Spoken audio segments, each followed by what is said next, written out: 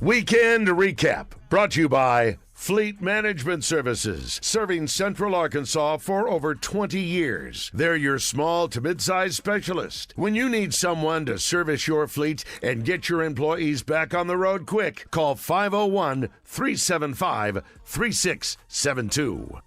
Mike Washington,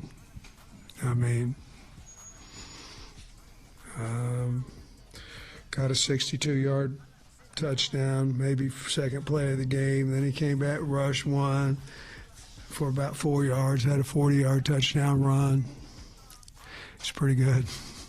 And obviously the line's doing a good job and all that too, but Mike stood out to me. Now, there's some other things here in the wide receiver.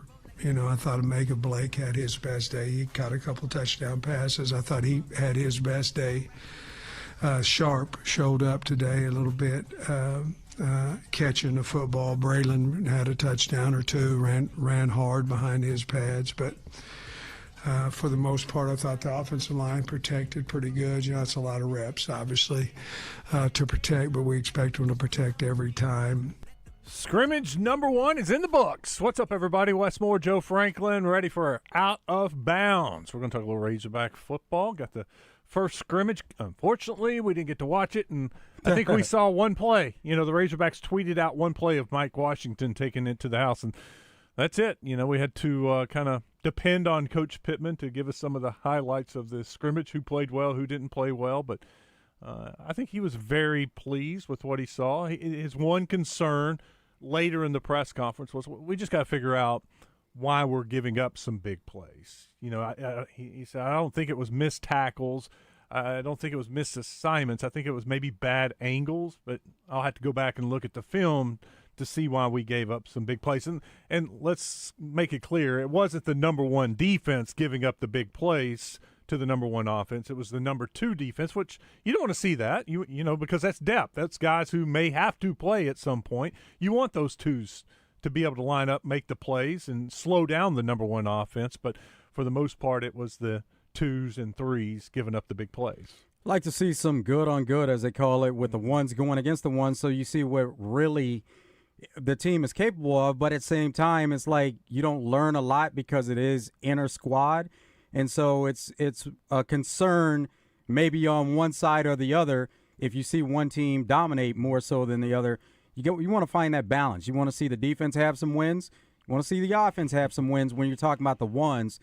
If it is ones versus twos, whoever the ones unit is at the time, offense or defense, you would expect them to be better and come out on and have the upper hand. It sounded like the 1 defense gave up one big play to the 2 offense. I think it was Monte Harrison had a big play, I think 70 yards.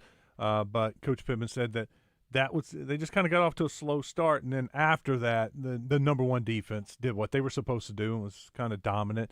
But very, pointed out Mike Washington. Sounded like Mike Washington had a heck of a day with big plays, not only as out of the backfield, but coming out of the backfield and as a pass catcher. Had a wheel route touchdown, had another little catch and long run for a touchdown. But it sounded like Mike Washington was the star of the scrimmage. He said Taylon Green looked like a quarterback in year 2 of the SEC, the way he controlled the offense and was accurate and made all the right reads. He was happy with him. Said the only thing that they didn't do well offensively was a couple of 2-minute situations where they were trying to drive down, score a touchdown or a field goal. And so we got stopped both times. And he said, credit to the defense. That's right. You like to see that from the defense, but you also would like to see your offense be able to go down and score some points in that 2-minute situation. But they're back at it. They were off yesterday, and today they've already had their practice, and we heard from the linebacker room. And we'll get to hear from them a little bit tomorrow, and say have another week and then another scrimmage on Saturday. That's the plan. Coach said that they would go in full pads a couple of days, shells a couple of days, and then have another scrimmage number 2 on Saturday. As of right now, closed to the media. Well, they'll feel comfortable at some point opening the scrimmage to the media and maybe opening up some practices, but it's about comfort level for them to make sure they have certain things installed and the team is executing at a certain level before they want others to be able to see it. Now, something that's valuable on the next level is, of course, they play preseason games. And for as much as people may think that there's nothing to that, it is valuable because now you're not playing against your own teammates. You get to see competition on the other side. A lot of times starters aren't participating in that until it comes to a certain game, and they're going to play limited time because they want to avoid injuries. But still, you get those reps that get you ready for the regular season. College, you don't have that luxury. So you're going against your own teammates until you see another team on the other side. Yeah, they hopefully the Cowboys learned that the guys that they have left in the secondary on their second and third team cannot play in the NFL. And just go ahead and get rid of them now. Cut bait and go try to find somebody else. I was listening to the postgame show. I gave HB a big old pat on the back for carrying the Cowboys postgame show after the preseason game Saturday night. Was Jerry first to talk? No, this was no, and maybe I missed it. I'm messing with it. But it was the host and I think it's Nick Broadus.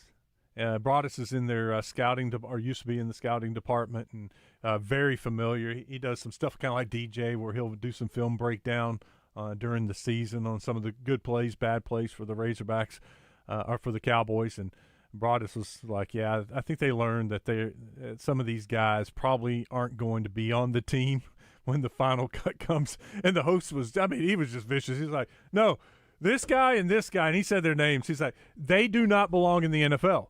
They are not NFL players. If we learned anything tonight, they are not NFL guys. So it's time to move on, cut bait, go find some other players. But, yeah, the Rams, with their backups, Stetson Bennett carved up the Cowboys' defense and scored 31 points, and at times it looked easy, Joe. I mean, it was just guys running wide open, and, man, they made the Rams – look like their second teamers could be starters for a lot of teams in the NFL.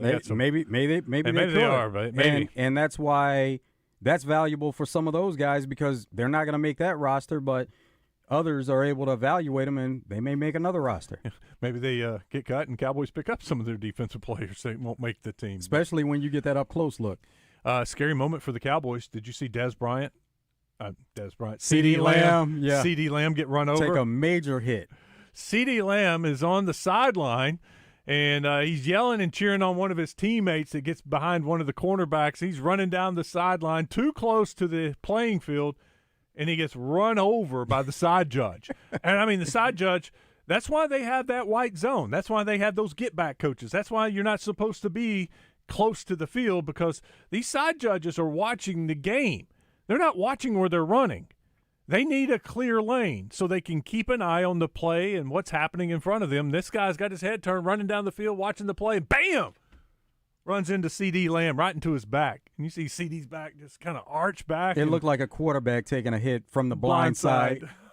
It was he hopped up, but I was like, man, that's one of those hits he may have felt Sunday morning when he woke up like, oh, I may need to go see the chiropractor. That back doesn't feel right. It was a vicious hit. And then he got flagged for it because he was too close to the field. He should have. I mean, the side judge could have been hurt. Luckily, no one was hurt in that. But if the side judge, that's exactly why you have the get-back coaches, and you're supposed to not get that close. That's the exact reason. He deserved a penalty. They laughed it off because it's a preseason game, but if it had been a regular season game against the Eagles or some big game and you got a player over there not suited up, because they have players, they're practice guys, they'll be over on the sideline in warm-ups. If that would have happened, cost your team 15 yards in the real game, you may not have been on the practice squad anymore. But, so they avoided serious. Wouldn't that be like the Cowboys' luck right there? Oh, that would have been terrible. CeeDee Lamb, out 6 weeks for a big hit. On the sideline, in street clothes, from an official, from a side judge. Yeah, speaking of big hits, Anthony Richardson. So the quarterback competition, Anthony Richardson, Daniel Jones, he took a shot from the blind side, and it was like the field just opened. They were you saw that they were blocking the outside, and one of the inside guys came and hit him on his blind side, and right away he jumped up and ran off the field. He had a hand injury. You could see his pinky was going the opposite direction.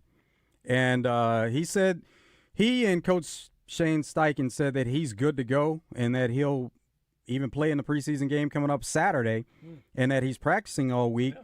But he said right away he had to run to the sideline, get it. It was dislocated, get it popped back into place. And, of course, he didn't go back into the game. But it was just one of those moments where it could have been a lot more serious than what it was. Yeah, they did x-rays. Everything's clear. Everything's good. Just dislocated, pop it back in. And was it his throwing hand or not? Yeah, yes. Oh, dang. He's looking to his left, and he's in motion about, getting ready to throw. And the guy just comes and takes him to the ground. And I think the guy was getting up to celebrate or something, and you could see his hand go up, and that's when you saw the pinky going the opposite way. Other news, Cam Little. Oh, that was former huge. Razorback kicker, 70-yard field goal. Yeah. What a huge kick and a great scenario. Brandon Aubrey for the Cowboys has a huge leg. And we talked about it last year several times. Bet Saracen would do a prop bet for Brandon Aubrey to break the NFL record, kick a 67-yard field goal, and the odds were huge. Well, to me, it was always worth it because he's got the leg to where he could do it. It's the situation. Can you get in that situation to where – because it's got to be either at the very end of a game or at the end of a half. Because if you miss it, they're going to get the ball already in field goal position. You got 30 yards, 35 yards to defend. So you're not going to do that in the middle of the second quarter. It's got to be the perfect situation to try that long field goal, usually at the end of the half, usually with, like 2 or 3 seconds left or 5, because it's going to take a little bit longer to travel that far because you don't want to have 1 second left. Then they could turn around, bring their field goal unit on and kick a field goal from where they are because it would be such a short field goal. So, well, the biggest deal about that was the accuracy. You talk about the guys having a leg, but can you put it exactly where it needs to be? And he nailed it. It looked like it would have been good from about 73 yards. Yeah. It wasn't one of those that just went right over the goalpost. It had some distance to it still. Yeah, the dude caught it several yards behind the crossbar. So, I think you're right. Probably another 3 yards. Absolutely incredible. The leg on that kid, man, that was fun to watch. And speaking of kickers, Starzik, the freshman kicker, we learned that I think he made 4 or 5 during the Razorback scrimmage, and Coach Pittman said after the game that they've put him in what he likes to do, Coach Pittman, just in the middle of practice. When nobody's thinking it, say field goal. So they all had to run out there, kick a field goal, and he said he's 14 to 15 doing that this year. And the only field goal he missed Saturday was a 50-yarder. And Coach said it had the leg, and he felt like it was the wind affected him and just pushed it and knocked it out. Like apparently he didn't play the wind enough or calculate the wind well enough. But I think that should make people feel a little better because you think back to Cam Little and how important he was for the Razorbacks and how many close games you play in the SEC, one-possession type games. A good kicker can be the difference. And there were times in the past since Cam Little's left that it wasn't an automatic thing. And maybe Starzik is in the mold of Cam Little and not making 70-yarders, but a good college kicker. Somebody that's dependable. That you can depend on, yeah. So that was some of the other positive news from the scrimmage over the weekend. D3 Auto Sales text line. We're open for a little bit if you want to join us, but D3 Auto Sales text line. Wes, I'm not sold on Milton as QB2. I'd take whoever loses out between Russ and Jameis. That's why they use pretty much the entire game on Joe Milton, and that was one of the things they said. This was an opportunity for him to prove he is a backup quarterback in the NFL. And Milton, speaking of quarterback injuries, he got hit and was holding his elbow. Like there was something wrong, and it was on the follow-through. His arm kind of got stopped. I have not seen anything. In fact, I haven't even looked. And there may be a report out there. If y'all have seen it, let me know. But Joe Milton had to leave the game. They brought in Will Greer, the third-string quarterback, or maybe backup quarterback, and Greer scrambled in for a touchdown there late in the game. But I'm with you. I'm not sold on. And look, it's one preseason game. I'd like to see Milton with some of the with the C.D. Lamb, with the George Pickens, with the Jake Ferguson, with the first-team offensive line, first-team running backs. He could be dangerous in and that. see what, he could do in that scenario. Mm-hmm. He was playing at times with guys that aren't going to be in the NFL. I mean, let's face it. So that makes the job of the quarterback. We all know that. When you surround a good quarterback with great weapons, that quarterback looks better. And so I'm not going to give up on Joe Milton after one preseason game, but I do have questions, and I wonder if they can't find a better backup quarterback. Cleveland's got to get rid of like 3, right? That doesn't mean any of those guys are better than Joe Milton, though. But that was the biggest story of preseason so far. Shedeur Sanders, and maybe may have been the most watched preseason game over the weekend. On Friday night, Browns-Panthers, you saw Shedeur Sanders in action. A lot of people were looking forward to what he could do. Mm-hmm. He performed well. All right, let's keep it going. D3 Auto Sales text line. If Pittman were to be let go this no, do we have to do that? No, I'm not. No, we're not. I'm not starting my Monday talking about a what if Pittman. They hadn't lost a game yet. Let's don't.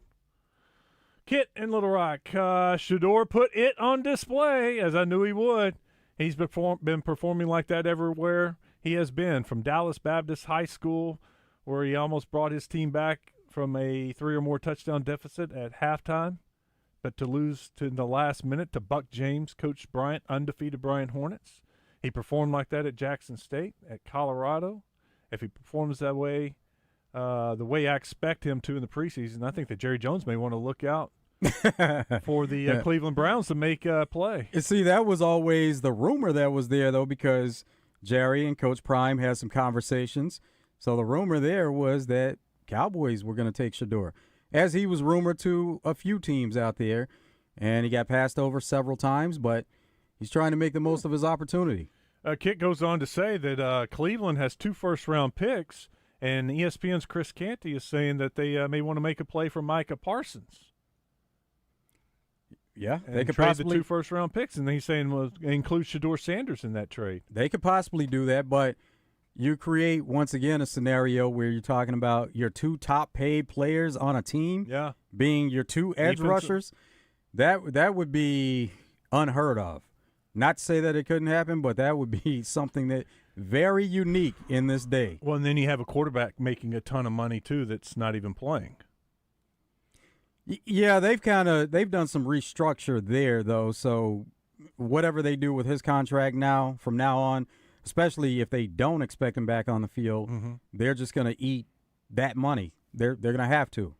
If you had a rookie quarterback not making much money, then maybe you could get away with paying 2 defensive ends a ton of money until that quarterback gets to his contract, and then you have to pay the quarterback, and then we all know other people have to go. That's why it wouldn't make sense for it to be Shedeur in that situation unless they feel good about Dylan Gabriel being under that rookie contract.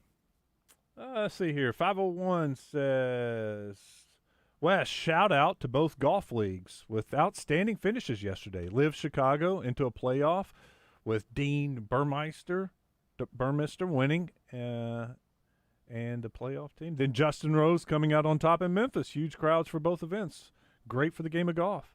Also, the Cardinals game ball for taking the series from the Cubs last night. And, yes, his hand came off the base, Cubs fans. Golden rule, your hand comes off the bag, you're out. I did not get to watch any of the golf, but I heard about Justin Rose's back 9 yesterday, and what a finish for him and Tommy Fleetwood. Ugh, man. Just tough. Tough when you can't finish, and then it just starts building on you, and it's almost like when something bad happens, it's here we go again. Tommy Fleetwood's just got to keep knocking on the door and find some success on American soil. I hope Sanders succeeds, but it was just the first preseason game, and you're exactly right. Just like I said about Joe Milton, it's one preseason game. I'm not going to get too down on Joe Milton, and I was very happy to see Shedeur Sanders perform like that, but that doesn't mean he's an NFL starting quarterback after one preseason game. I think what it did was give him It's going to give him more reps. Yeah, that should give him more of another opportunity with the Cleveland Browns to say, hey, what do we have here? Let's keep giving him some chances. And put him in those situations with the ones at some point. TP says, Wes, Joe, I'm concerned about the Hogs' defense. All the linebackers and DBs look like Cam Little. TP, I don't think you're looking, because the one thing we've heard about the DBs is the largest group of DBs that they've maybe ever had at the University of Arkansas. And I love Xavier Sorey. In fact, they were Xavier Sorey and who was it, Dix, that was with him today at the press conference? I have to look. Xavier looks smaller compared to the other linebacker, and Xavier's a nice-sized linebacker. But he's a good linebacker because he's fast. I would be concerned. I am concerned about the defense, but it's not because the linebackers and DBs are small. It's because I don't know what they have at the defensive line. Do they have a pass rusher? Do they have the run stoppers? Do they have depth at defensive line? That's my concern with the defense. That's a pretty funny statement, though. They all look like Cam Little. The one other good thing that did come out of the press conference from Coach Pittman, Justice Boone, is really coming on. Defensive end, transfer from Florida. I feel like he is going to be a complementary piece to Quincy Rhodes on the other side at defensive end. A lot of That's positive encouraging. things. Yeah, that is encouraging. All right, we got to take our first break. It's going to be a loaded show today. We got a lot of studio guests. We got some of the cast from 6, the teen edition. That's going to be starting up Wednesday night at Argenta Contemporary Theater. Sold out. Almost sold out for all the shows. The demand's been so great. They're adding an extra show. We got the details coming up on that. Plus, Chris Pesman, the new athletic director at Arkansas State, will be in the studio at 2:30. We got Joe Klein coming in. But coming up next, we got Ethan Westerman with Arkansas Democrat Gazette, WholeHogSports.com with the Razorback practice report. Stick around. It's Out of Bounds. Tickets are available now for the Oaklawn Sports Tailgate Party with 1037 The Buzz. Go to 1037thebuzz.com to reserve your free tickets.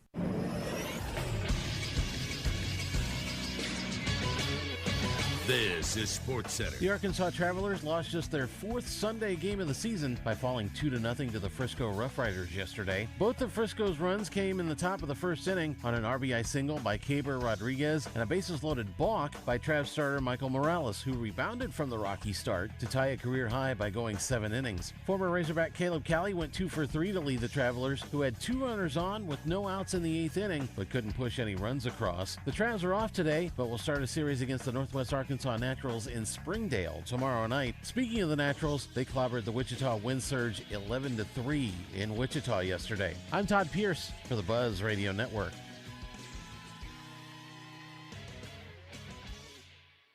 Come check out the latest in large-scale logging equipment, attachments, supplies, technology, and services at the Southwest Forest Products Expo August 22nd through the 23rd at the Hot Springs Convention Center. Watch the Timberworks Lumberjack Show. See chainsaw sculptures by Artistry in Wood. Visit the online video arcade. It's fun for the whole family. Visit arcloggers.com for schedule, info, training, workshops, and links to the online ticket hub. That's arcloggers.com. 2-day pass for those 16 and older is $10. Kids under 16 free. See you in Hot Springs at the Southwest Forest Products Expo.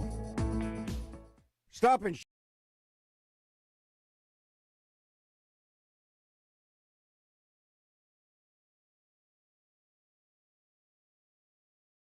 manufactured and modular dealer that can build your custom home from your plans.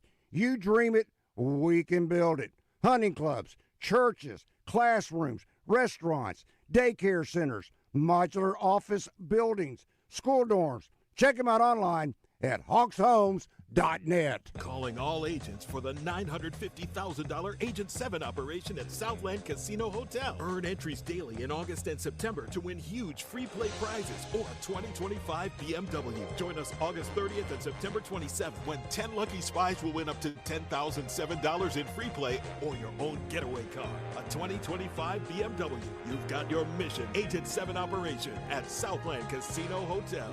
Must be 21 plus. Play responsibly. For help quitting, call 800-522-4700. Aero Truck Sales has been in business in North America for 75 years. They are dedicated to helping truck drivers, owner-operators, and fleet managers find the high-quality, used semi-trucks that they need to grow their business. Their on-site financing team provides flexible financing options and comprehensive warranty and protection plans. Plus, their attached shop provides convenient and efficient reconditioning. Visit Aero Truck Sales at 12101 Eanes Road, North Little Rock, or view their inventory at arrowtruck.com. Out of Bounds, live from the Gwatney Chevrolet studio.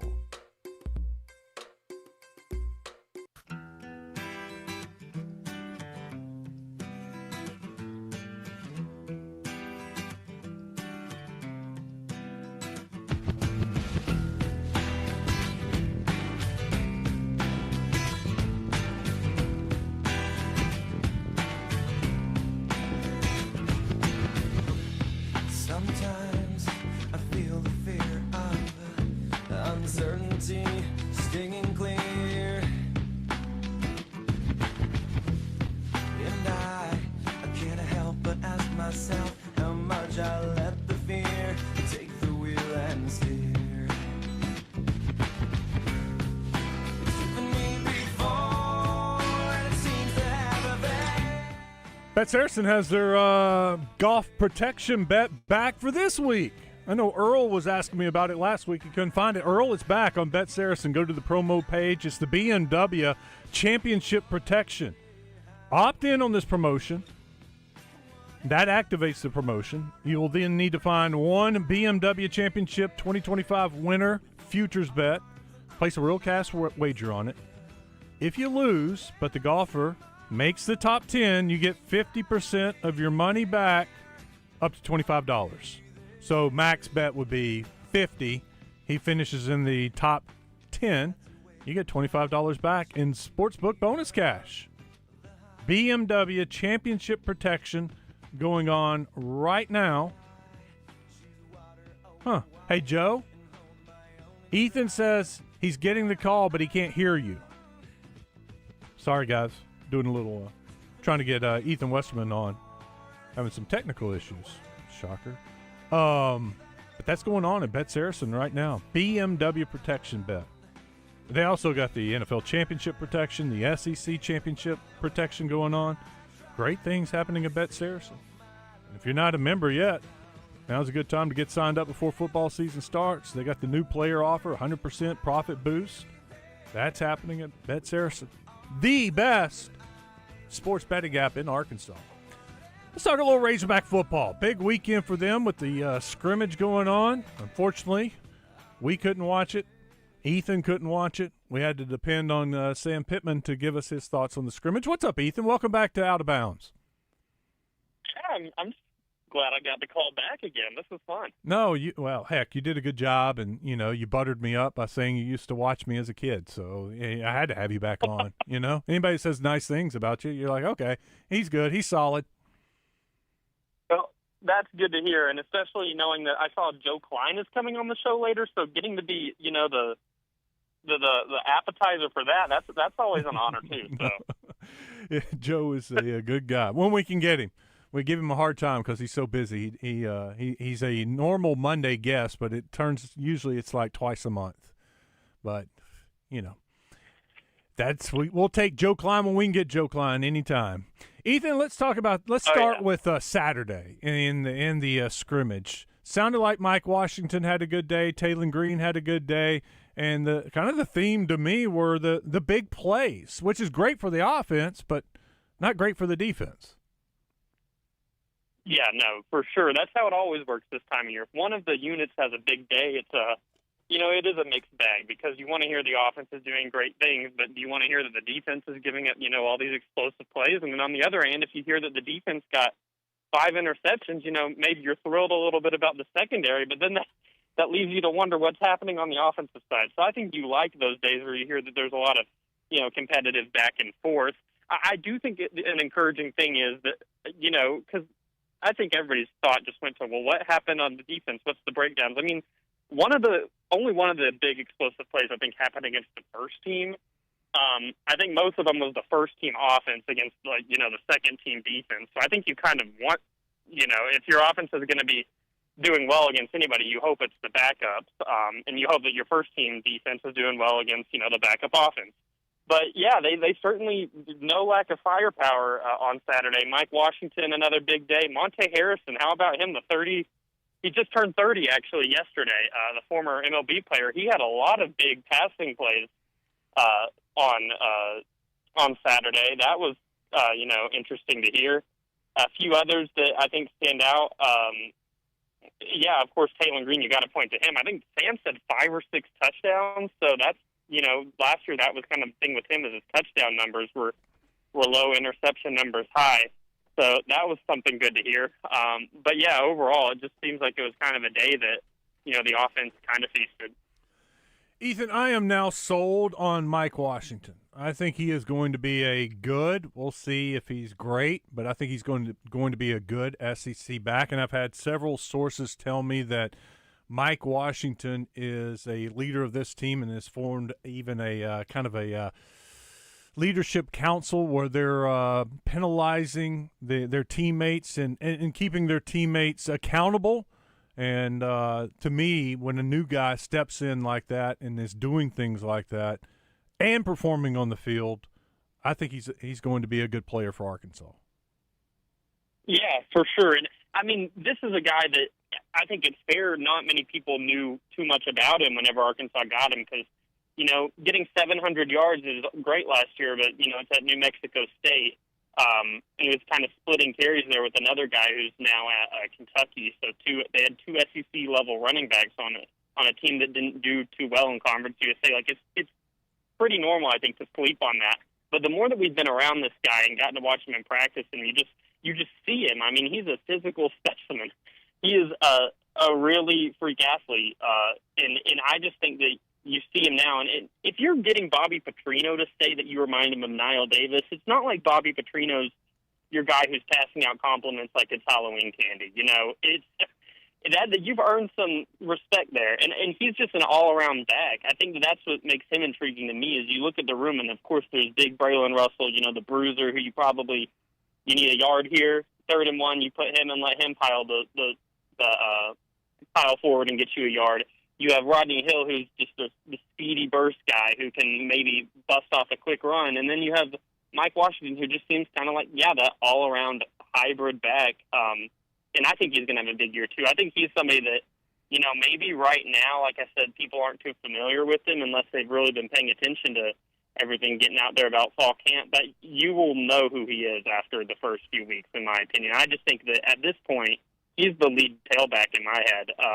I think Braylon Russell and Rodney Hill will definitely get their fair share of carries, but Mike Washington has just kind of separated himself as being that guy who can kind of do it all. What do you think of K.J. Jackson in that backup role and the limited time you get to watch him in practice? Yeah, well, first of all, K.J. Jackson, for only being a sophomore, is just a really mature guy. If you hear him talk, you can just tell he was raised in a way that he is mature and thinking on a level that I think is really impressive for a guy so young.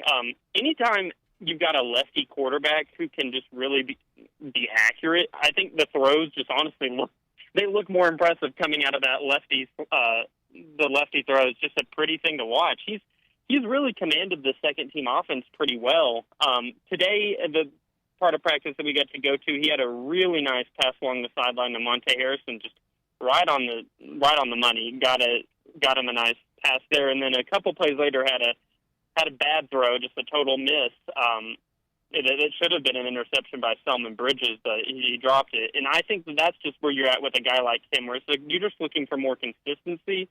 But, I mean, the talent's undeniable. He's going to be a guy that I think you really want to try and get in on the first 2 games of the year if you can, especially Alabama A&M. You'd like to see him go almost the whole second half, I think, because you don't want to go into next year. They've already said it. This is the guy. They're counting on him to be ready to maybe try and lead the team next year at quarterback. I would be shocked if they don't have a competition with a transfer or somebody else, but they're counting on big things, and you gain a lot of points with the staff if you can get in some regular season games and prove yourself. If you think about like what K.J. Jefferson did that one year when you didn't have Felipe Franks at Missouri, I mean, that's the game that because KJ Jefferson had a big showing, you felt good about him going into the next year.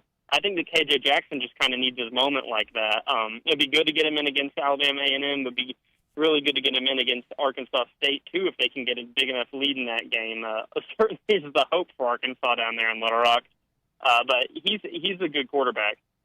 Yeah, and I think, too, you got to have him prepare for this year because, Ethan, history shows you all SEC teams, not just Arkansas, your starter is going to go down, and you're just hopeful it's just he's down for a couple of series and not a couple of games. But you go across the SEC, and even in past years for Arkansas, the backup has had to play meaningful snaps, so he's got to be ready.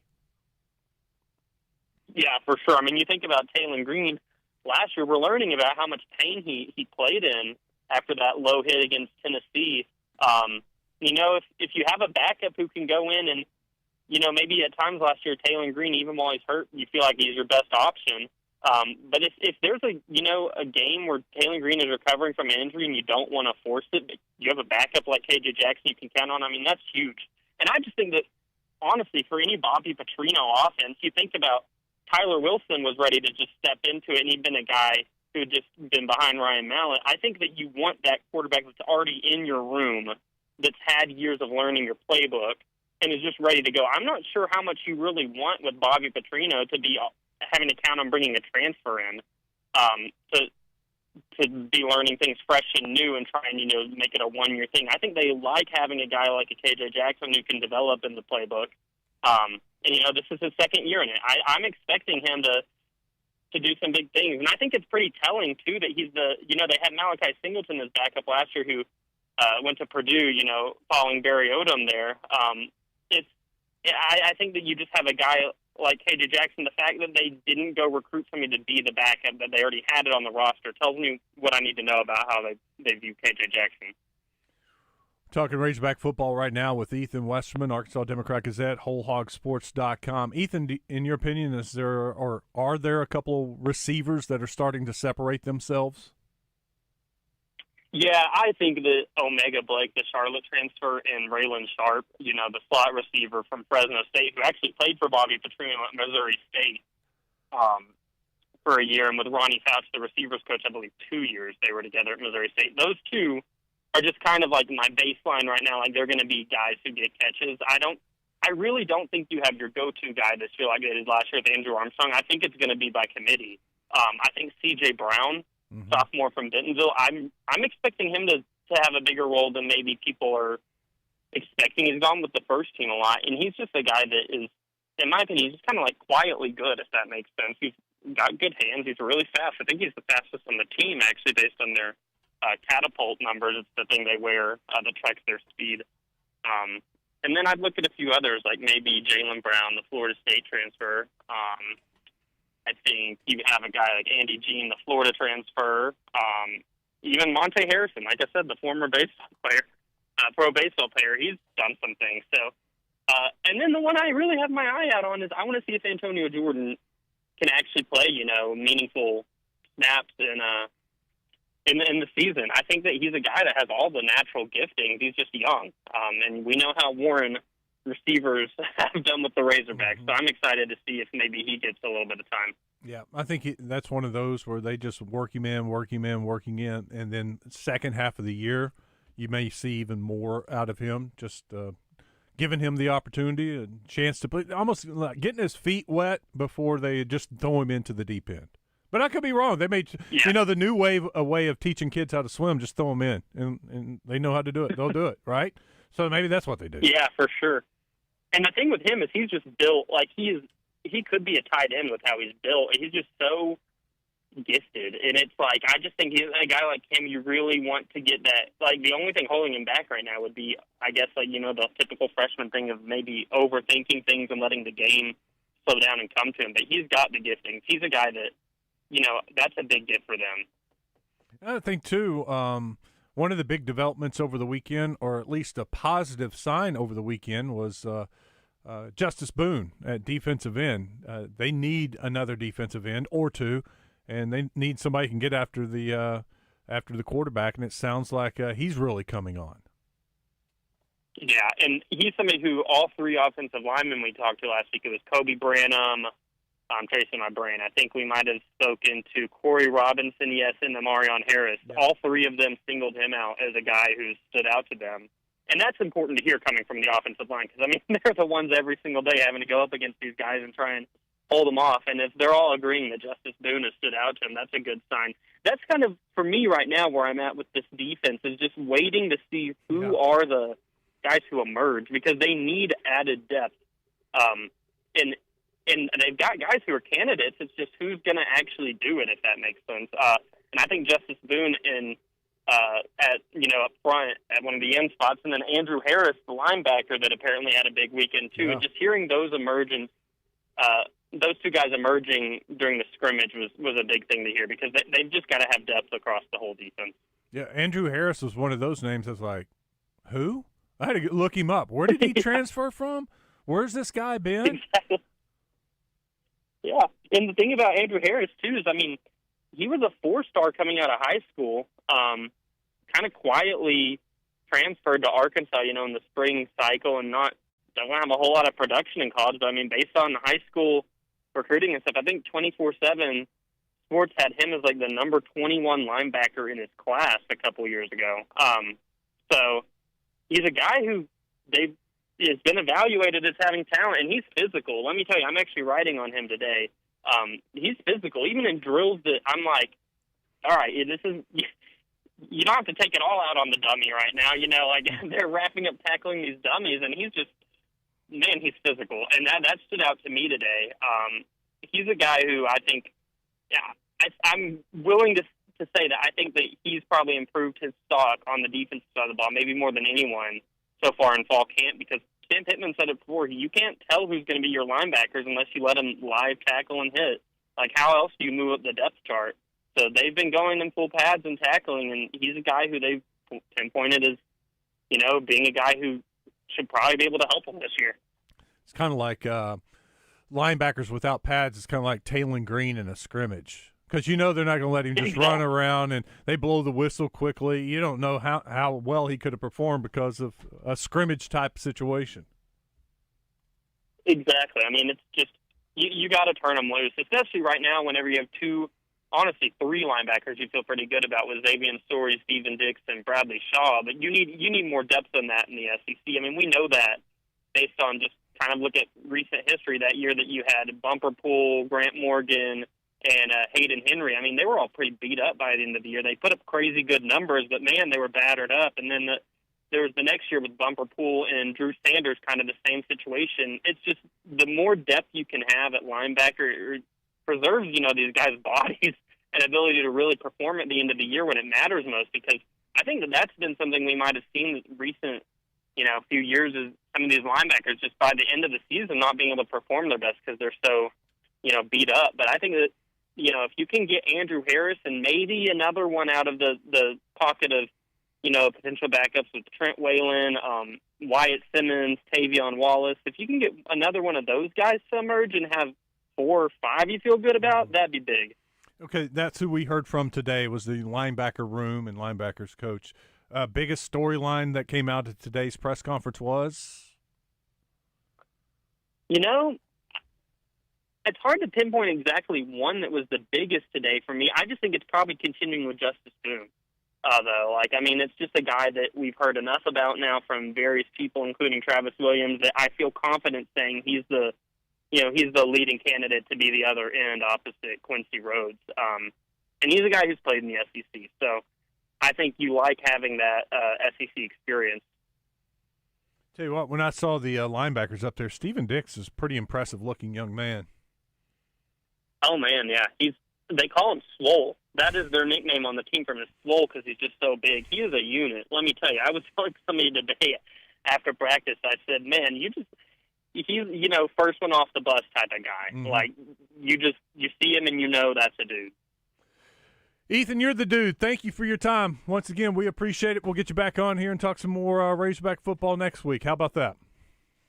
Yeah, sounds good, Wes. Appreciate it. Thank you, Ethan. Later. Ethan Westerman joining us, Arkansas Democrat Gazette, WholeHogSports.com. Be sure to check out his story tomorrow on the linebackers. We'll take a break. We'll wrap up the first hour when we come back. Still to come, we got the Razor Hog Update, brought to you by Standing Firm Farms. Stick around. It's Out of Bounds.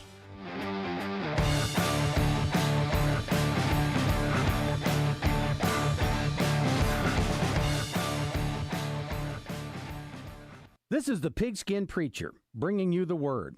Restaurateur extraordinaire Keith McNally's memoir, I Regret Almost Everything, is a fascinating look at a success in an incredibly difficult medium. His beloved restaurant Odeon, which now belongs to his ex-wife, was his favorite because it was a place for, quote, T-shirts and tuxedos. For everyone, in other words. What a marvelous goal. To be a place where all are welcomed and appreciated. That's what we've been striving for at the Pinnacle Church of Christ. Stop by and register at your nearest Doublebee's for your chance to win a new Bad Boy 550 four-wheel drive side-by-side, purchased from the Bad Boy Superstore in Searcy. This Bad Boy Wonder vehicle will be given away on a special broadcast of Drive Time Sports on October the 8th. You do not have to be present to win. Doublebee's. It's where you gas it, grab it, and go.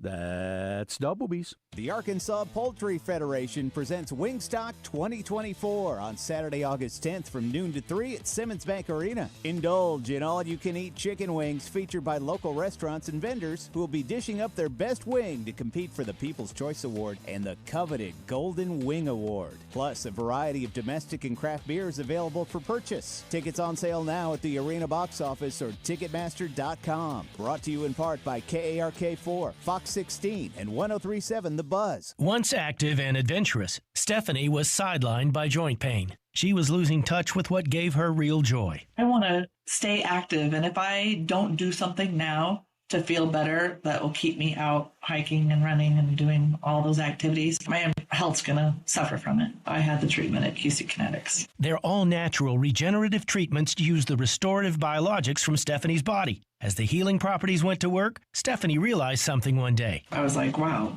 I don't feel any pain. I have no problem going up and down stairs. I have no problem going down mountains. Snowboarding felt good again. If you see Stephanie, give her a thumbs up. That is, if you can catch her. And now I can totally keep up with my friends in their 30s, and I'm 55. Don't even think about giving up. There's lots of life left to live. Call now for a free consultation. Call QC Kinetics, 501-214-5880. That's 501-214-5880. 501-214-5880. Hello, folks. It's Frank Fletcher from the Fletcher Dodge Store here in Sherwood. Today, I want to talk to you and ask you to consider us for your automotive needs. First, we have a family atmosphere. My grandson, Sam Fletcher, is there every day, along with Zippy, our GM, and an outstanding sales team. We're a family, and that's how we want to treat our customers. Our service department is excellent. We even have loaner cars for customers who buy from us. We don't have loaner cars from buy somewhere else. When it comes to pricing, we put our prices on the windshield. You don't have to find a salesman to ask for a price. Everyone gets the lowest price. We check the internet and we compare the same make and models at all of our competitions. You always get the best deal at Fletcher Dodge, and all of our pre-owned vehicles come with a free warranty. Yes, I did say that. Folks, my goal for 36 years is for you to know us and trust us and know that we value you, our customer. Come see us in person on Warden Road in Sherwood or shop us online at FletcherDeals.com. Oh, what a great Monday show, Roger. It's Monday. Yeah, Chris Kane, Logan Stout, and then we have Bill Vickery. So good. And then we figured out you only need one pod per load. Tomorrow we got Rick Schaefer, I want to find out about Rick Schaefer and who? Richard Davenport. Yeah. And JM's back. JM's back tomorrow. Morning Mayhem. Tune in weekday mornings from 6 to 10 for the Morning Mayhem, only on 103.7 The Buzz. Out of Bounds on 103.7 The Buzz, live from the Gwatney Chevrolet studio. Gwatney Chevrolet, driving, trust every mile.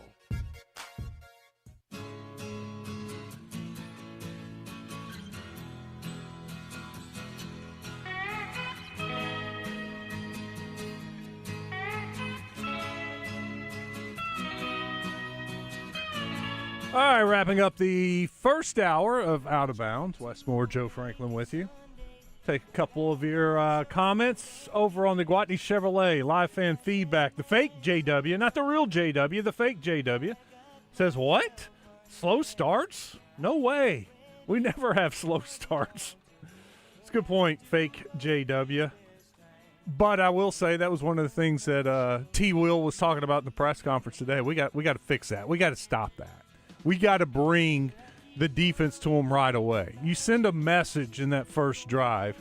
Man, it's so awesome watching this Any Given Saturday on Netflix. If you haven't started it yet, try to check it out. But it is. It's all about they're talking about you coming out and establishing the tempo right away, putting your foot down and letting a team know, hey, we're here all day. It's going to be very difficult on you. Let's go to the D3 Auto Sales text line. 501 asks, Razorback real expectations. I'll give you my real expectation, but that's everybody's own expectation. That's what it's your expectation. My expectation for this team is, at worst, with a returning quarterback in the SEC, a dynamic player like Taylor Green, go 6-6. That's my expectation. They should go 6-6. Now, if things go well and we start to see some of these positions develop, then my expectation goes up. Maybe after the Ole Miss game, after the A-State Memphis game, and I'm thinking 7 wins. But I think your expectation, at least my expectation, with Taylor Green, you got to get 6 wins. 870 says Hogs will not be able to win 9, 10, 11 games per year until we have the money to pay the best players, no matter who the coach is. Need $20 to $25 million per year to pay football players, which is ridiculous, but that's what it's come to. It's true. Look at Texas Tech. It will be fun to watch Texas Tech, or I don't know about fun, but interesting to watch Texas Tech since they spend all that money on their football team. How do they do this year? Can money buy you wins at Texas Tech? Coming up in the next hour, we got the Razor Hog update brought to you by Standing Firm Farms, and we have some of the members of Six, the teen edition, coming by to talk about Argenta Contemporary Theater. Stick around, it's Out of Bounds. Get in the conversation with life and feedback at 1037thebuzz.com. Presented on Out of Bounds by Gwatney Chevrolet in Jacksonville. The games are on, the food's delicious, and here you are always part of the team. Welcome to Walk On Sports Bistro, where every day is game day. Whether it's a post-win celebration, drinks after work, or taking the fam for some made-from-scratch favorites. Walk On's is your go-to for good times, craft beer, and cocktails, and bold flavors for fans of all ages, from melty mozzarella logs to Hall of Fame level burgers. Stop by today or order online in the app. Walk On Sports Bistro, game on. Hey, this is Mitch at Red River Ram Dodge Chrysler Jeep. You know, I saw an ad the other day, and I thought, no wonder people don't trust car dealers. I looked up the discount they were offering that was $20,000 off, only to find out they put a $12,000 to $15,000 lift kit on this truck, marked it up $38,000, and then said they're taking $20,000 off. Make that make sense in somebody's head. Folks, come check us out. RedRiverRam.com. See why we're Arkansas's #1 Ram dealer, or make that beautiful drive right here to Heber Springs. Don't get sidetracked. That man is playing Galaga. We'll keep you on course. Thought we wouldn't notice, but we did. 1037 The Buzz.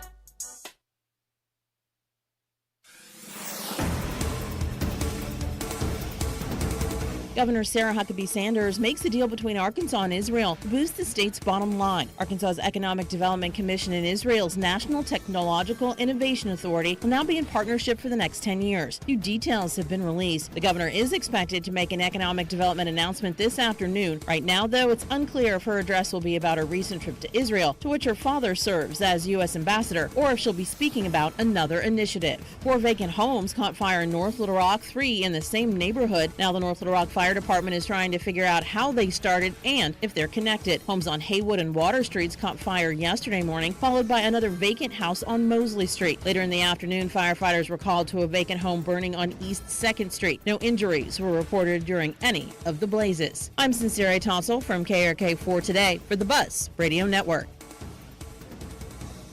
Hi, I'm Trey Reed from the Arkansas Game and Fish Commission, inviting you to join me every Wednesday morning for the latest news from the great outdoors. It's brought to you by Arts Marine in North Little Rock, now under new ownership, but with the same familiar faces and incredible service you've known for years, plus the area's best selection of boating parts and supplies. Weather from the Fletcher Weather Center with KARK's Juliana Cullen. Temperatures today will be warming into the mid-90s, but feels like temperatures could reach the upper 90s. A lot of today is going to be dry, but a pop-up shower, maybe a quick thunderstorm will be possible during the afternoon hours, and a similar story on the way for the rest of the work week. This is meteorologist Juliana Cullen with the Arkansas Storm Team for the Buzz Radio Network.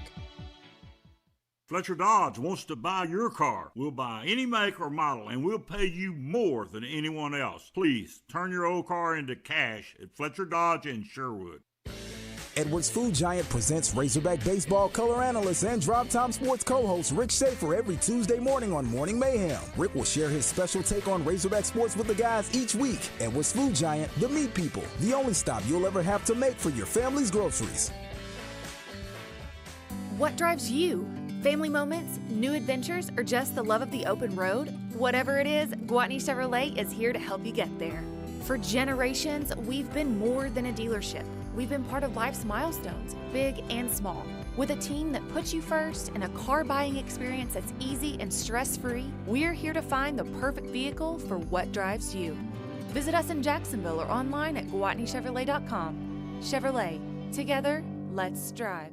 Calling all agents for the $950,000 Agent 7 operation at Southland Casino Hotel. Earn entries daily in August and September to win huge free play prizes or a 2025 BMW. Join us August 30th and September 27th when 10 lucky spies will win up to $10,007 in free play or your own getaway car. A 2025 BMW. You've got your mission. Agent 7 operation at Southland Casino Hotel.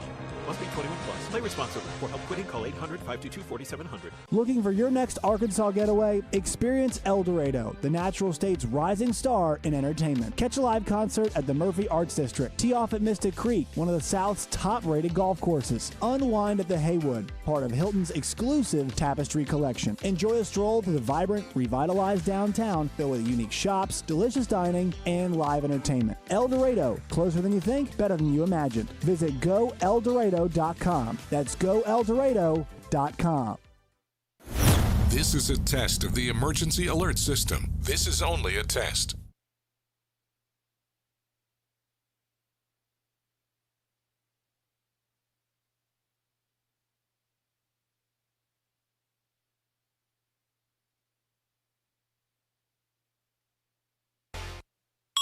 An ESPN Radio Extra Point with Courtney Cronin. Caleb Williams and about 9 starters on offense, 9 on defense are not playing. Shocking. And I don't know if that's a great decision, even though they do have the caveat of they just had a 2-hour, 15-minute joint practice with the Dolphins on Friday. The starters got the majority of the workload there. I personally don't understand why you can't do both, why you can't have Caleb and the starters have a really good joint practice and then have them go out there for 2 series, 3 series, a whole quarter. I don't think there's any... the sport is 100% injury risk. I don't want to hear it. People get injured. That happens in football. However, when somebody is being dinged right now for pre-snap errors, for processing issues, which we saw against a defense that was not his own in the joint practice on Friday against the Dolphins, I don't think there's any harm to playing him for a little bit.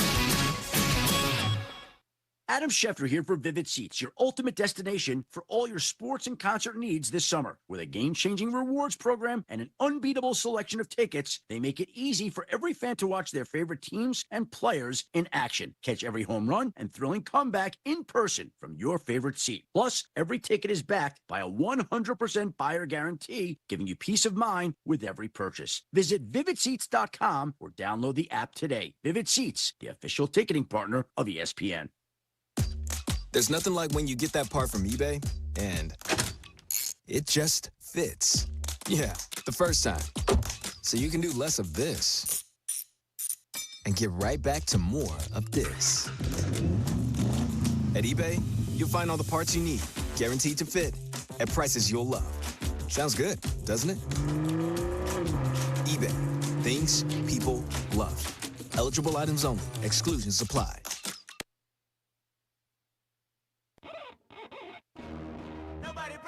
Live from the Gwatney Chevrolet Studios, this is Out of Bounds with Joe Franklin and Wes Moore on 103.7 The Buzz.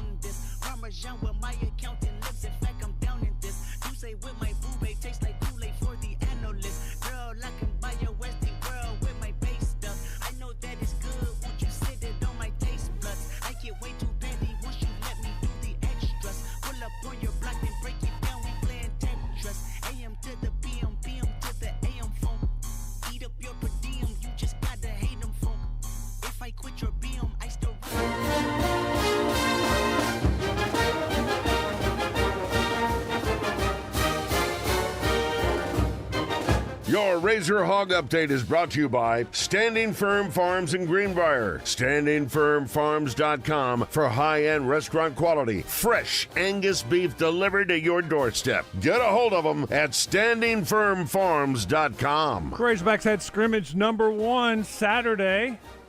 Running backs, Braylon Russell, Mike Washington. Kind of looked like 1A, 1B in the running back room. What kind of competition's going on between them? I feel like our competition is great. We have a very diverse room, and we all can do different things. So I feel like us competing in our room is just getting us better for what's to come out there on the field. Definitely to piggyback off of what he said, we do have a very diverse room. Not only that, we kind of make each other better because of our, different skill sets. It's no hatred or enviness within the room. Everybody's willing to learn from each other, so I think that's what makes our room pretty good. Yeah, it definitely does. Like, everybody got a different archetype and stuff like that, but everybody just, like, in our room, we really love each other. Like, it's different, and it's, like, really more than ball. It's, like, really a family. So, like, that carries out there on the field.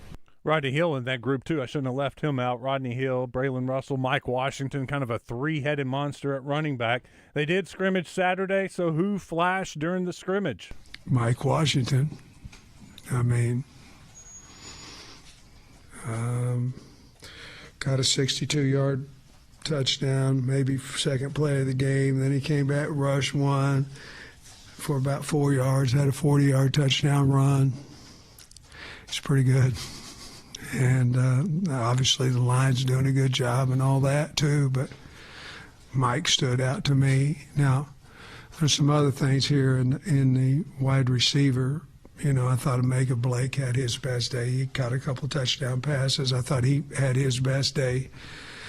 Sharp showed up today a little bit, catching the football. Braylon had a touchdown or two, ran hard behind his pads. But for the most part, I thought the offensive line protected pretty good. It's a lot of reps, obviously, to protect, but we expect them to protect every time. All right, we'll talk some more Razorback football later on the show. Right now, we're going to bring a little culture to the show. We all need a little culture. Coming up at Argenta Contemporary Theater is 6, the Teen Edition, and that opens up on Wednesday. Joining us now in the studio, Bridget Davis, Berkeley Courtney Moore, and Sasha Bass. I said that right? Mm-hmm. Okay, good. Bridget, 6, the Teen Edition. Yeah. I've seen 6 in London. It was phenomenal. I had zero expectations. I didn't know what I was getting myself into, and I loved it. But it's a little risque, I guess. How is the Teen Edition? How much has changed between the two? Honestly, there aren't that many differences. There are a few innuendos that are removed from the actual version to the Teen Edition. Berkeley, I feel like, her character is affected the most with those script changes, but the show itself is still the 90 minutes, all the same songs, just a few little lyric and line changes here and there. Tweaks. Yep, if you will, for teens. So what was the most fun part about this for Sasha and Berkeley? I would say just like being able to work with these girls, because there's 10 of us. We have 6 girls in the cast, and then there's 4 swings. And it's just been super fun getting to work with them. And this show's also very dance heavy. And so getting to like become like a pop star basically has been super fun, and like my own little concert. Yeah, I'd say the most fun part for me was when we had Taylor Jones come down. She lives in New York, and she was in 6 on Broadway. She played Catherine Parr. And so she came down to work with us for 3 days, and it was really fun. We did like little like workshops, and she just gave us a bunch of notes and helped us get the show running. Were you both able to see Six before actually performing? Yes, I saw it on the West End when I went to London for spring break, and then I also saw it when it came to Robinson Theater here. I also saw it when it came to Robinson. Did you like it? Yes, I loved it. And like the soundtrack is really good, so I think it's a really good show. It is. It's like a concert. Really, you feel like watching it. It's just not a whole lot of lines in it. It's a lot mainly singing, but it's fun, up tempo songs. I think what makes it so enjoyable and so different is like today, people aren't really wanting to sit through a 2.5 hour long musical. So we've got 90 minutes, no intermission. It is really like a pop rock concert, if you will. Minimal lines that get enough of the story of the wives of Henry VIII in there, but more about the music and more about the fun. It started on a cruise ship, if that tells you anything. Wow. So, it's really about entertainment, a little bit of education, but really electric and fun. And each wife is like based off of a different pop star, and so like my character is based off of Avril Lavigne. So mine's based off of Beyonce and J-Lo. Oh, wow. That's pretty cool. Did y'all enjoy the coming together process? Because that can be, I know how labor intensive it was. There's been a lot of work that's gone into this, but how much fun is it just to go through this process to put together a finished project? Yeah, it's been super fun. We've been like practicing for about 3 weeks, mostly from 12 to 8. So it's a long rehearsal process, but it like makes up for the long hard work when we produce this show. It's gonna be so good, and it's so fun to be with all these girls, and like we're really like a tight cast, and so we all like each other, so it makes it a lot more easier. Yeah, we were all like best friends coming into it, and I feel like just doing this show like made us come even closer. It's just been a lot of fun. What do you think of it being so much more fast-paced and not being a long production, but it does go back quick in 90 minutes? Low-key, it can be really hard sometimes because you have to have a lot of stamina, and also we don't leave the stage, so that's hard to like keep that stamina going. But it's been really fun to like learn and like grow from that. Bridget, they talked about the Broadway star that came down and worked with them. I was told she was impressed. She was moved by the performance. Yeah, she was super. And Taylor has done a lot. She was in the original cast of Groundhog Day on Broadway, of Head Over Heels on Broadway, then as well Six on Broadway. She's originated roles across the country as well, and she was just so moved by the talent here of the young artist in Central Arkansas. And she also started in a smaller regional community theater. That's where she kind of got her start to move on, what led her to her career. So I think she left feeling super inspired and was just so impressed with the professionalism of the girls, the talent, the work ethic of all of the girls. Bridget, what's the date that the show runs? Yeah, so it opens Wednesday, August 13th, and runs through August 17th, Sunday. We did just have, we added an extra show. We had about 6 tickets left this morning, so we went ahead and added a Sunday evening performance at 6 p.m. So plenty of tickets for that. They're sure to go quick, though, so definitely head to our website and grab them. And make sure you get there to see the show, because this is one that doesn't last as long. Yes, it's a condensed run. It was kind of a tag on to our season to give our young artists more of an opportunity on the stage. So it's a shorter run than we normally do, but we're excited to have some sold-out houses for it. Being a part of the education, running the education program, and some of your students in this, is it like a proud mom moment to watch them up on the stage? Definitely. I will not lie. I've cried at the closing number every time that I've seen it. But really just like being able to watch them grow from, since they were 9, 10 years old to now 16, 17. So I'm headed off to college to pursue this professionally. The amount of work and time that they put into it and focus. They're so driven and focused. And I'm just thrilled that we're able to offer an education program that is providing them with these opportunities to work with professionals, to put their work on stage, and so much more. And speaking of education, school starts soon. So how's this been preparing for the show with school starting? It's definitely a little bit stressful, but ultimately it's been so much fun. So I don't really care that I have to be so busy right before school start, but we're making it work. Got to cram in our summer reading. Find time to start my book.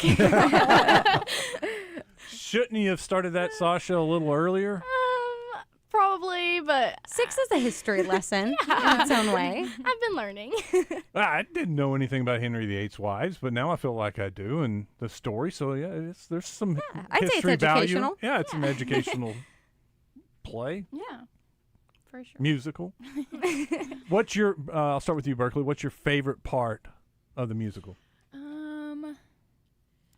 kind of have to say the first number, because this week we really got to see how it all came together because we added lights and costume, and that moment's just like so cool to see on stage. I think it'll surprise a lot of audience members, and the dancing's really fun in that one. And so, yeah, we start off strong in the show with the first number. Did you study Avril Lavigne any for this? And then for Sasha with J-Lo and Beyonce. I definitely watched some of Avril Lavigne's like concert videos to get some inspo. Yeah, I did the same with mostly Beyonce is most of the videos I watched. I watched like music videos and videos from her concert. What's your favorite part, Sasha? I think it's at the very end of the show, opposite of Berkeley, but it's when we kind of like claim our stories and like, I don't know, we're kind of like proving that we are like people without Henry and like we're other like all become the leading ladies. we all become leading ladies. Well, it's the story of all coming together. You know, in the beginning you're kind of fighting and squabbling and competing against each other, and then at the end you realize we're all one happy family. We have a lot in common with each other. Bridget, when you see what these girls have been able to do, and then when you see the stage itself, and then you see the ticket sales. I mean, it's pretty cool because this is it's not a long run, but still it's a teen edition. Right. And for it to get sold out, I looked today, and there were, I think Wednesday and Thursday were completely Wednesday, Thursday, Friday. And there was like one ticket left for one of the performances. Saturday. Yeah, and then 2 left. I mean, that's awesome, I guess. Yeah, I think it's just a testament to the education program. And again, like our staff is so incredible. Like the way that our staff pours into not only our main stage productions, but our education program as well is just a testament to the teamwork that we have. And I think it's just leaving a mark on Central Arkansas with the education program between Broadway Bound Awards that happened. And I'm really grateful that people are invested in young artist journeys in the performing arts here in Central Arkansas. Bridget, what would you say to someone who's interested in possibly pursuing the arts and coming in and learning? I would say just go for it. Like, you have nothing to lose coming in and trying a class. And on top of it, even if besides just pursuing it, we have our pre-professional program, which Berkeley and Sasha are both a part of, which is our audition-based fully scholarshiped training program that meets 5 hours a week. So again, this program, professional with top-notch professionals teaching them from New York, LA, Chicago, is at no cost to these students, which is something really amazing that I feel like we've created and our team has been able to invest in. But I would say just go for it. You have nothing to lose. And if you're not looking to pursue this professionally, there are amazing things that theater can do for you. Confidence, team building, work ethic, all of those things. And just immerse yourself in it. Speaking in front of people. Yeah. And which is really relevant today when everyone's kind of buried in their phones. So it's a great extracurricular for young artists. We do have adult classes. So if you're looking to hit the stage as an adult, Wes is interested. Yep. Yep. So come take our adult classes, an adult tap class. Yeah. So yeah, we're really working to just build community, and it's that balance of fun and professional that I'm thankful we have the staff and the team in place to provide those opportunities. Is their edition of 6 comparable to something you've seen other places? How good is it? Your chance to sell it to our listeners. I mean, I don't want to overhype it, but that's my theory too. It is next level. Again, what these 15, 16, 17-year-old girls are capable of, being on stage for 90 minutes straight, singing your face off, in costumes with lights is no joke. And what they have been able to put together, and as well as our creative team, I mean, Tanner Oglesby, our director, Allison Stodela Wilson, our choreographer, April, our stage manager, what they've been able to put together for this is Justin Pike, our lighting designer. Whoa, the lights are so basically the 7th cast member of 6. So yeah, I mean, if you're looking for a good time, a fun night out, a chance to support young artists in Central Arkansas, this is it. I wish we were running it another week. How are the costumes? Are they pretty good? Oh, they're really good. I feel really good in my costume, and Allison Courtney has worked very hard on the costumes, and it has taken over our living room. Yes. But it really paid off. They're really cute. What's next for you, Sasha? Oh, what's next? Just taking classes and, school. I gotta be prepared for school. Dance team. Oh, and I'm on the dance team at my school, so cool. just practice. But there's not a play or a musical or anything on the horizon that you're preparing for right now. I don't have anything planned that I'm in yet. No. How about you, Berkeley? That's the same for me. I don't have anything planned right now, but I also play volleyball, so I need to get it back out on the court, and I also do cheer, so just being busy with school and stuff, but hopefully there's something good that comes up soon I can start working on and audition for. Yeah, I was going to say they don't know about their next opportunities quite yet. They'll find out in about a month. You excited about volleyball? Super excited. We're going to be good this year, so let's hopefully we'll take that state championship. We'll have you back on for that. Oh, yeah. The rest of the team. Let's hey, great do it. job. Thank y'all so much for coming up today. Break a leg. Do well. you. Can't Thank wait to you. see it. Thanks for having us. Yeah, I appreciate y'all's time. We got to take a break. When we come back, we'll talk a little A-State football, A-State athletics. Their new athletic director was in town today, and Chris Pesman's going to join us in the studio and hang out for a little bit. Stick around. It's Out of Bounds.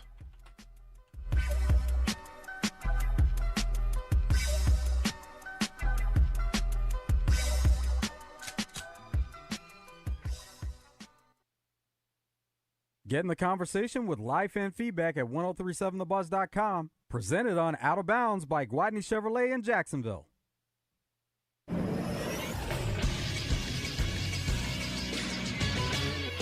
This is SportsCenter. On Saturday, the return to professional football in Central Arkansas fell short of a championship. The inaugural season of the Hot Springs Wise Guys ended with a 56-27 loss to the Duluth Harbor Monsters in Arena Mania 2, the championship game of the Arena League. This was the first time Arkansas hosted a professional football team since 2010. For their first season as a franchise, the Wise Guys exceeded expectations on and off the field, including head coach Bones Magante being awarded Arena League Coach of the Year in his first season as a head coach. Fans in Hot Springs and beyond are already marking their calendars for summer 2026 in anticipation for the Wise Guys to return to Banco ZK Arena in Hot Springs. I'm Trip Keeter for the Buzz Radio Network.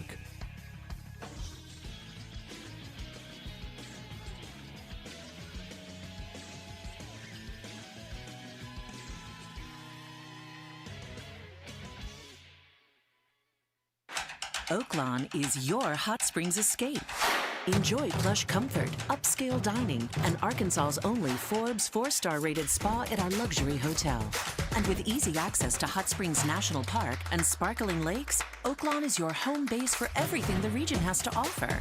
Come stay, play, and get away at Oaklawn, a Forbes Travel Guide recommended hotel. Make your reservation at oaklawn.com. Gambling problem? Call 1-800-522-4700.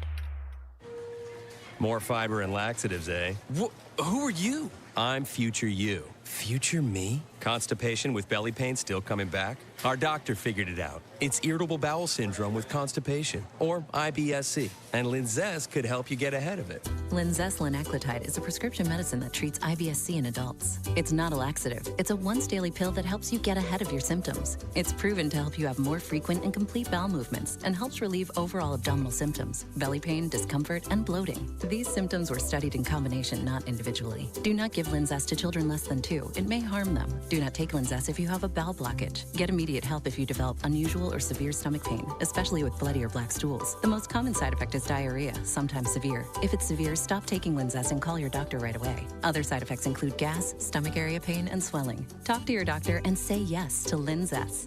Learn more at linzess.com or call 1-800-LINZESS.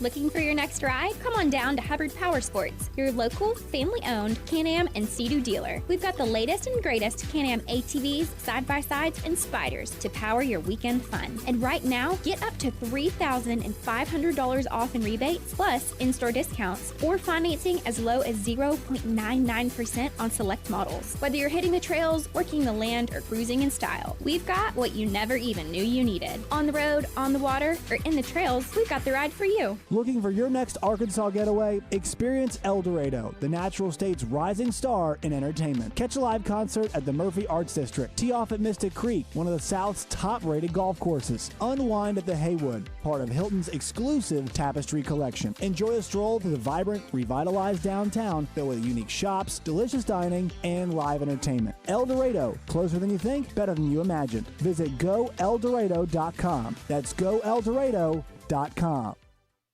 I'm Dr. Lowry Barnes. When it comes to orthopedic care, there's no place like the Orthopedic and Spine Hospital at UAMS Health. We built this hospital just for you, with state-of-the-art surgical suites, advanced technology, and the state's largest group of fellowship-trained orthopedic surgeons. It's the best place in Arkansas to get you moving again. And if you need urgent orthopedic care, UAMS Ortho Now is right here for you at the Orthopedic and Spine Hospital at UAMS Health, where motion lives and service leads. Out of Bounds, live from the Gwatney Chevrolet studio. Wait a minute, this love started off so tender, so sweet. But now she got me smoking out the window. Must have spent 45,000 up in Tiffany's. Oh no! Got a bad and kids running around my whole crib like it's Chuck E. Cheese. Put me in the jam with an X-Man in the UFC. Can't believe it. I'm in disbelief. This got me paying a rent, paying for trips, diamonds on the neck, diamonds on the wrist, and here I am all alone. I'm so cold, I'm so cold. You got me out here. All right, back at it. Glad you're with us. Changing gears. Going from the culture of theater and Broadway coming to North Little Rock. We're going to talk a little Arkansas State athletics. Chris Pesman, the new athletic director of athletics. Does it matter to you? Is that all the same? I answered to a lot of things, most of them not good. So I'll take director of athletics. Works great. Well, it's a pleasure to have you in the studio. It's not often we get the director of athletics at any school to stop by the studio and hang out with us. So we do appreciate that. I appreciate it as well. You know, most of the time you do these, it's on a mobile or on the cell phone. It's nice to be able to come in studio and see you guys and see the technology and all the things that you guys have in here, like Coach Holtz over here in the window. Intimidating, huh? Yeah, it's a little, I played in, well, it wasn't against him. It was Coach Hatfield. 1989, I was at the University of Houston playing football, and was when Andre won the Heisman, and we lost to to Arkansas, but it was in a shootout here in Little Rock. So it's appropriate that I'm here. It feels like we're coming full circle. Well, let's start there then, Chris. Yeah. What's your background in athletics? Sure. I walked on at the University of Houston a long time ago, played football there 88 through 92, 88 through 92. Great run. I had Andre Ware, David Klinger was the run and shoot, John Jenkins, that whole crew. Oh. So, yeah, I've got some stories for maybe a few adult beverages. Fun times. Yes, a lot of fun. And then decided thought I wanted to coach. And I was a graduate assistant coach for a few years, and I realized that wearing Sansabelt shorts and a twirl and a whistle weren't in my future. So got into administration, was sent outside the athletic director's office when the Southwest Conference broke up, so really got dropped in the grease as far as seeing administratively what impact college athletics could have on a community and an institution in a positive and a negative way, and got me into college athletics. And one way or another, was at the University of Houston for a while, and then I was at Reliant Park when the Texans got awarded the franchise, so I was there when we were shutting down the Astrodome, building Reliant Stadium, which is now NRG Stadium, and the Convention Center, which at that time was the largest sports entertainment complex in the world. We would do about 900 event days a year, and we would do close to 10 million people. That's not including the Houston Livestock Show and Rodeo, which is a month-long event. That's an animal. And literally. Yeah, literally. And then got back into college athletics at the University of Houston as a football ops guy.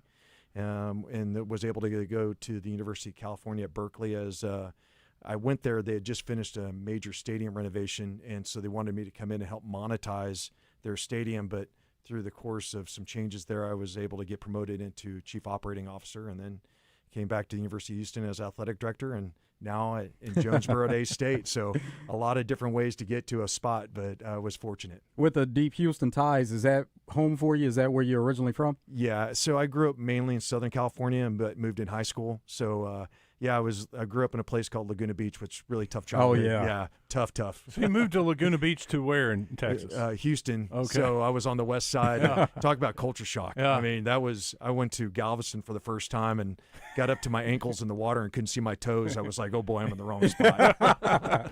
The number one thing you learned from Coach Jenkins that you maybe use today? You can never score enough. No, Jinx was he was a lot of things. He was way ahead of his time. You got to be afraid to break the mold.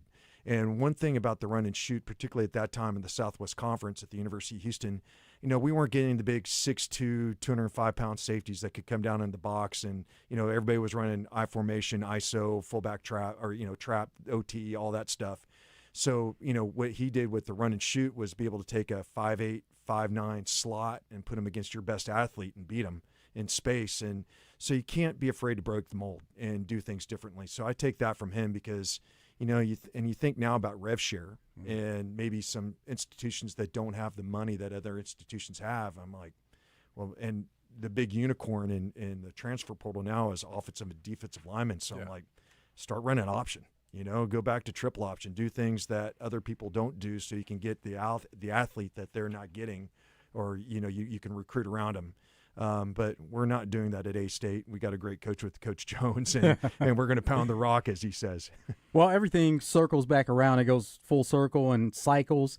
And you mentioned that about slot receiver. That's relevant in today's game. Absolutely. When I was at my previous stop, we had some pretty good receivers come through there. One kid that's playing for the Texans now, Tank Dell, fits that slot, that hybrid, ultra athletic, just can't tackle him in a phone booth kind of guy.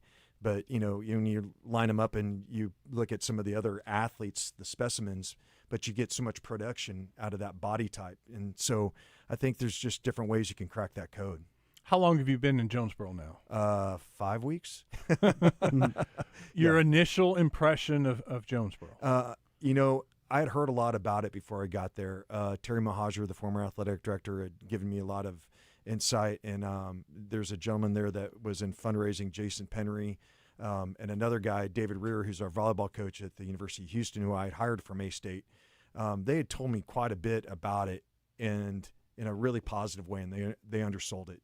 The people, the community, it's been overwhelming how embraced we've been. And what's really cool coming from a bigger city to, a smaller town is, your penetration into the market with the university. The buy-in from the campus is just incredible, and from the community. And so it's been really humbling, and it's really cool at the same time. You see all these A-State license plates, things like that, and you see so much more of that university support in Jonesboro than you would see of any institution in the city of Houston. And so those are the things that I really am excited about, because I think about as good as we were in some sports where I was, we'd still be third or fourth on the sports news cycle. And we don't have that problem in Jonesboro. We can stand out, and we've got enough and a large enough population where we could be really successful and have fun doing it. Also, something that's great about A-State is there are universities that are so heavy on football, basketball. A-State, it's spread amongst a lot of different sports. Yeah, I showed up at a great time. I got really lucky. We've got a really, really good stable of coaches. And, the Sun Belt has a commissioner's cup called the Bubas Cup, which is what they use to overall athletic success, which, for the number of sports we sponsor, which is 17, there's schools that maybe have 21 or 22 so they can score more points. But we came in second last year in the Sun Belt. And there's no reason why we can't go win that thing. And so to your point, whether it's volleyball, basketball, women's basketball, football, our baseball teams on the uprise, like our track coach, we've got great coaches. And I come from a place where I felt really spoiled. Carl Lewis coaching track at the University of Houston, and now I come here and I've got Coach Patchell, and like we're really successful. It's really fun. Yeah, Chris Passman with us, the new director of athletics at Arkansas State. You mentioned that the other sports, and it's got to be tough for athletic directors because your money maker, and especially here in the South, football is your sport. But you can't ignore the other sports. But then you got to weigh it out because you gotta get money to football to be successful, or you don't. The other sports matter, but football matters here. So how do you juggle that? It's so tough for me to understand. Yeah, that's the art and the science, right? And that's where we have to be intentional about the investments we make. You're right. Football is the 800-pound gorilla, and basketball is right there with it. That represents 95% of your revenue stream between those two sports. And the general rule of thumb is one football game equals an entire basketball season of gross revenue. So that's why football becomes even more important, that if you're not meeting your financial goals there, then the cascade effect is, really a problem. But, how you turn around and then in sport, track or baseball, you have to be very thoughtful about that and making sure that you're putting those resources to those sports so that they have a chance. And, I'm a month into it at Jonesboro at A-State, and that's what we're still trying to navigate, particularly with RevShare. It's amazing an incremental investment now with RevShare in Olympic sport, how successful you could be. This was a year or two ago, but they were talking about $1 million salaries in SEC baseball. And you see those teams that are making to the World Series, and that's about where they are. And so you start kind of taking that attitude of, okay, if we want to get to the World Series, you got to have about $1 million in payroll. And how are we going to get there when, at A-State, we're not at the $20.5 million salary cap for RevShare. So how do we grow into that in those other sports and give ourselves a chance to succeed at a high level? I mean, interesting enough, bowling for us is a sport we can win a national championship in, like this year. I don't know a dang thing about bowling, but I'm learning. My coach is teaching me about spin rate and coring the holes in the ball and all those things that go into it. I'm like, sounds a lot like baseball, with velo rate and all that stuff. But those things kind of translate over. But the cool part is we can go win a national championship, and it's not, it's something that we can achieve, but we have to be smart with the way that we invest. Bowling program has been top level for a long time. Yeah. But also with baseball, you see that within the conference, what level you can achieve with Coastal Carolina. No doubt. Yeah, getting to College World Series and the championship. Yeah, and that's what's really cool is you can see the path that we can get there. You don't just say, okay, this is only going to be, the big schools, the P4 that can go win a national championship. What Coastal did in basketball or baseball was impressive, and there's nothing that limits us. And so, I think it's not an argument to say that we've probably underinvested in baseball over our recent history. And so we're correcting that now. We got Coach Silva on a new contract. We've committed to building a new baseball performance center that'll open within the next year. And then soon after that, we're going to start focusing on getting a stadium built. And particularly given the geography of where we are, being in the Southeast, and baseball being such a prominent role in the culture of what Arkansas is and the region we're in, that's a sport we need to be really good at. And the other part is we're in a town, like when you get to May and June and you got baseball games, people are going to show up. And so we need to give them something to show up to and root for. And so we need to put some investment in there. How many teams in the Sun Belt Conference opted in, the revenue sharing? All of them opted in. They're all at various levels. I mean, some of them are probably at the lower end, maybe like $1 million. And then you've got, I think Texas State is rumored to be about $5 million in the rev share. We're right about in that midpoint. And the good part in the Sun Belt is you don't have a big outlier. Everybody's about the same. And even if you look at operating budgets in the league, and I'm not using my most recent history at Houston, when we went into the Big 12, you still had Texas and OU that were basically double everybody else. So now we come into the Sun Belt, or we've been there, but you don't have that big outlier that somebody that their operating budget's twice as much. So you feel really good that we can be very competitively successful with what we're doing, and we have been. And my job is to figure out a way to sustain that and continue to invest more and really prop it up, because to your point with Coastal, there's nothing that's in our way that is keeping us from being that successful.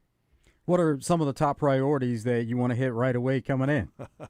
Man, a little bit of everything. Right now for me, it's trying to evaluate our staff, figure out who we got. The one thing I do know is I've got a great stable of head coaches.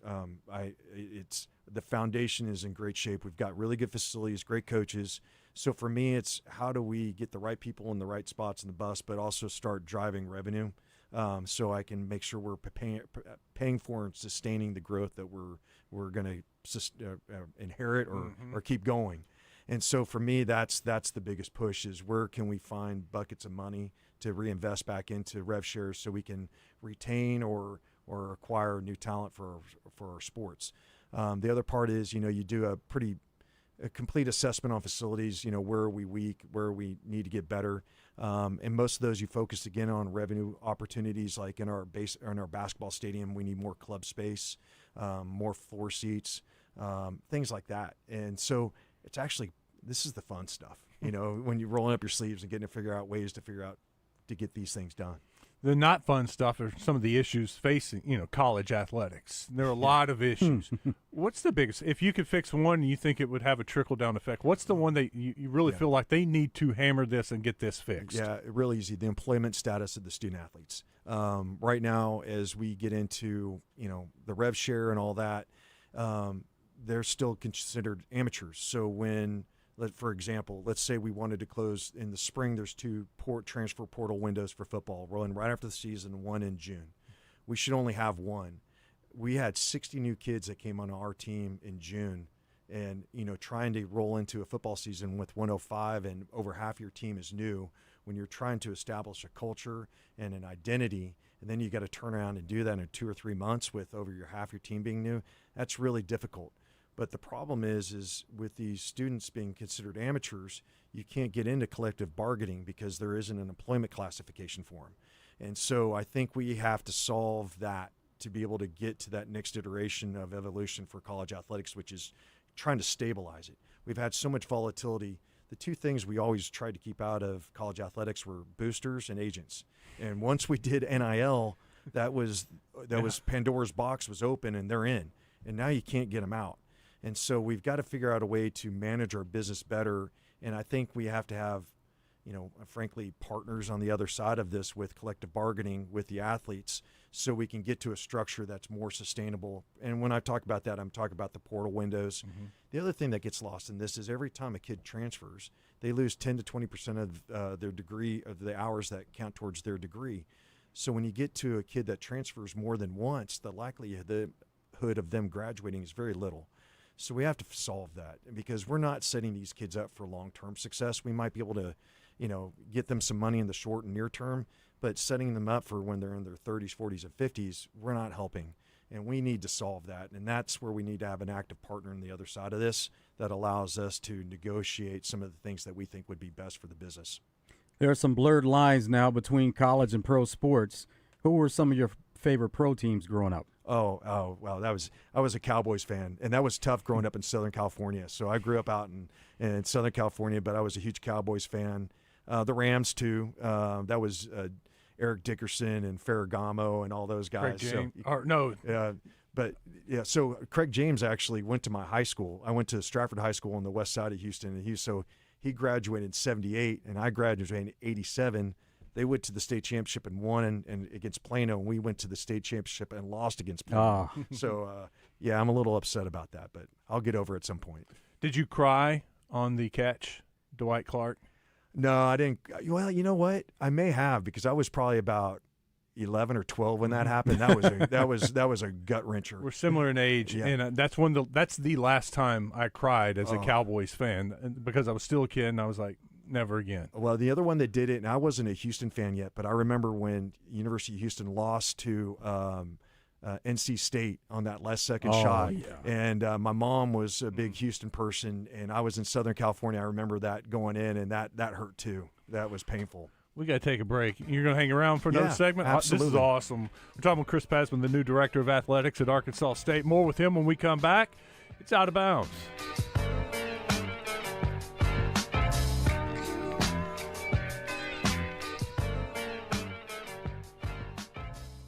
It's time to switch from summer mode to school mode with Channel 7 Daybreak. With a reliable hour-by-hour forecast from Arkansas's most experienced morning meteorologist, Melinda Mayo. Get back to school ready with Channel 7 Daybreak. Weekday mornings, 4:30 to 7.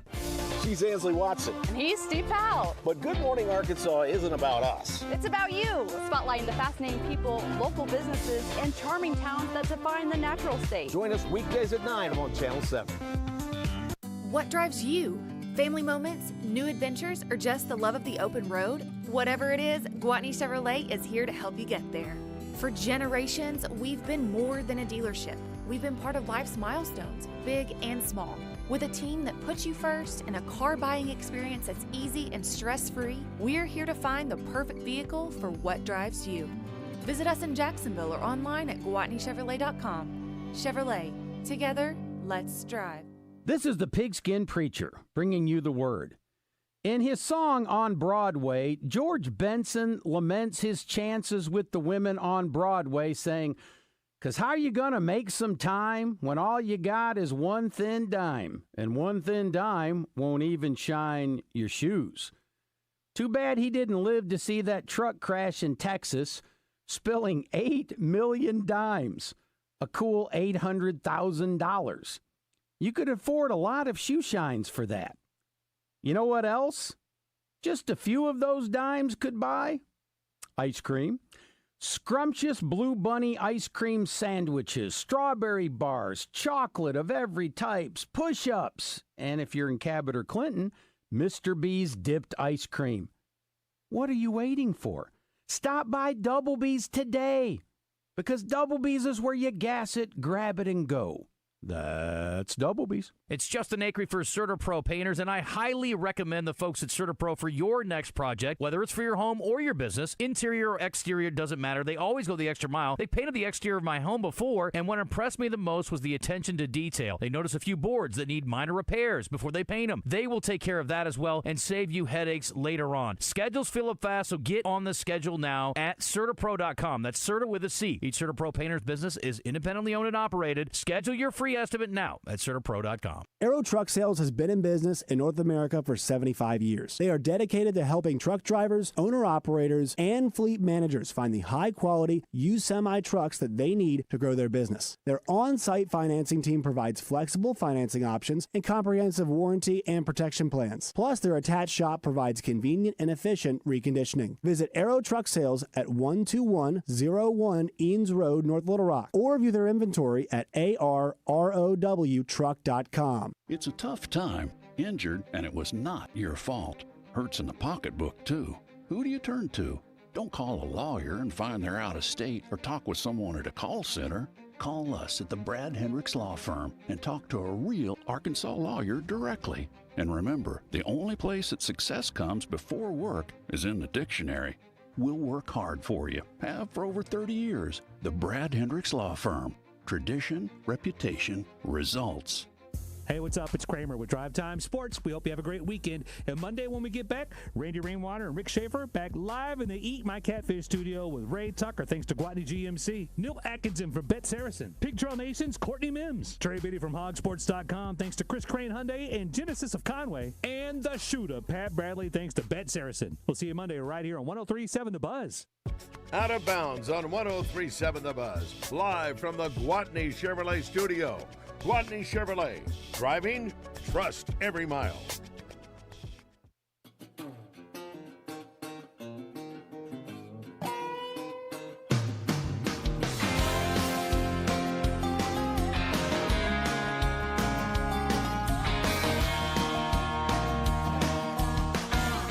Back at it. Glad you're listening to Out of Bounds. I'm Wes Moore. He's Joe Franklin. We got the new director of athletics, Chris Pasman, in the studio with us at Arkansas State. Glad you're hanging out with us. We started getting into some of the serious business, and I think the portal is one of them, and you nailed it. We heard Coach Calipari not too long ago say the same thing you did. No one thinks about the kid who transfers, and all the credits, and he's not going to graduate, most likely, and we're not doing him a service, and that's what we're here for, is to try to get him a degree, get him a better life, and by allowing them to transfer nonstop, that's not helping anyone. What is the best solution? What do you think is a compromise to make the portal work? I think you got to get to a point where there's less portal windows. Like I'd mentioned with football, there's 2 portal windows in the spring. You got to get to one.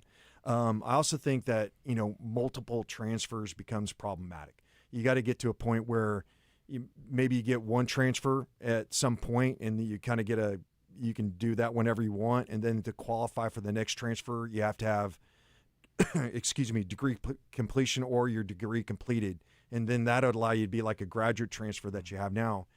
The reality is kids are going to school all summer long now with summer school. So a lot of times kids are getting done in about 3.5, 4 years, and you can transfer with at least 1 to 2 more years of eligibility. So if you have that one transfer early, that's, your free transfer, and then the next one you have to qualify for, I think starts setting us up for a lot more success for the kids academically in the long term. I think that would be it's a logical way to go. Now, unfortunately, logic doesn't always kick in when we're trying to govern this stuff. What about a free transfer for a kid whose coach leaves, the coaching staff leaves? Yeah, I think you kind of build all that in where, there's some kickers, like if a coach leaves or their position coach leaves, that makes them eligible.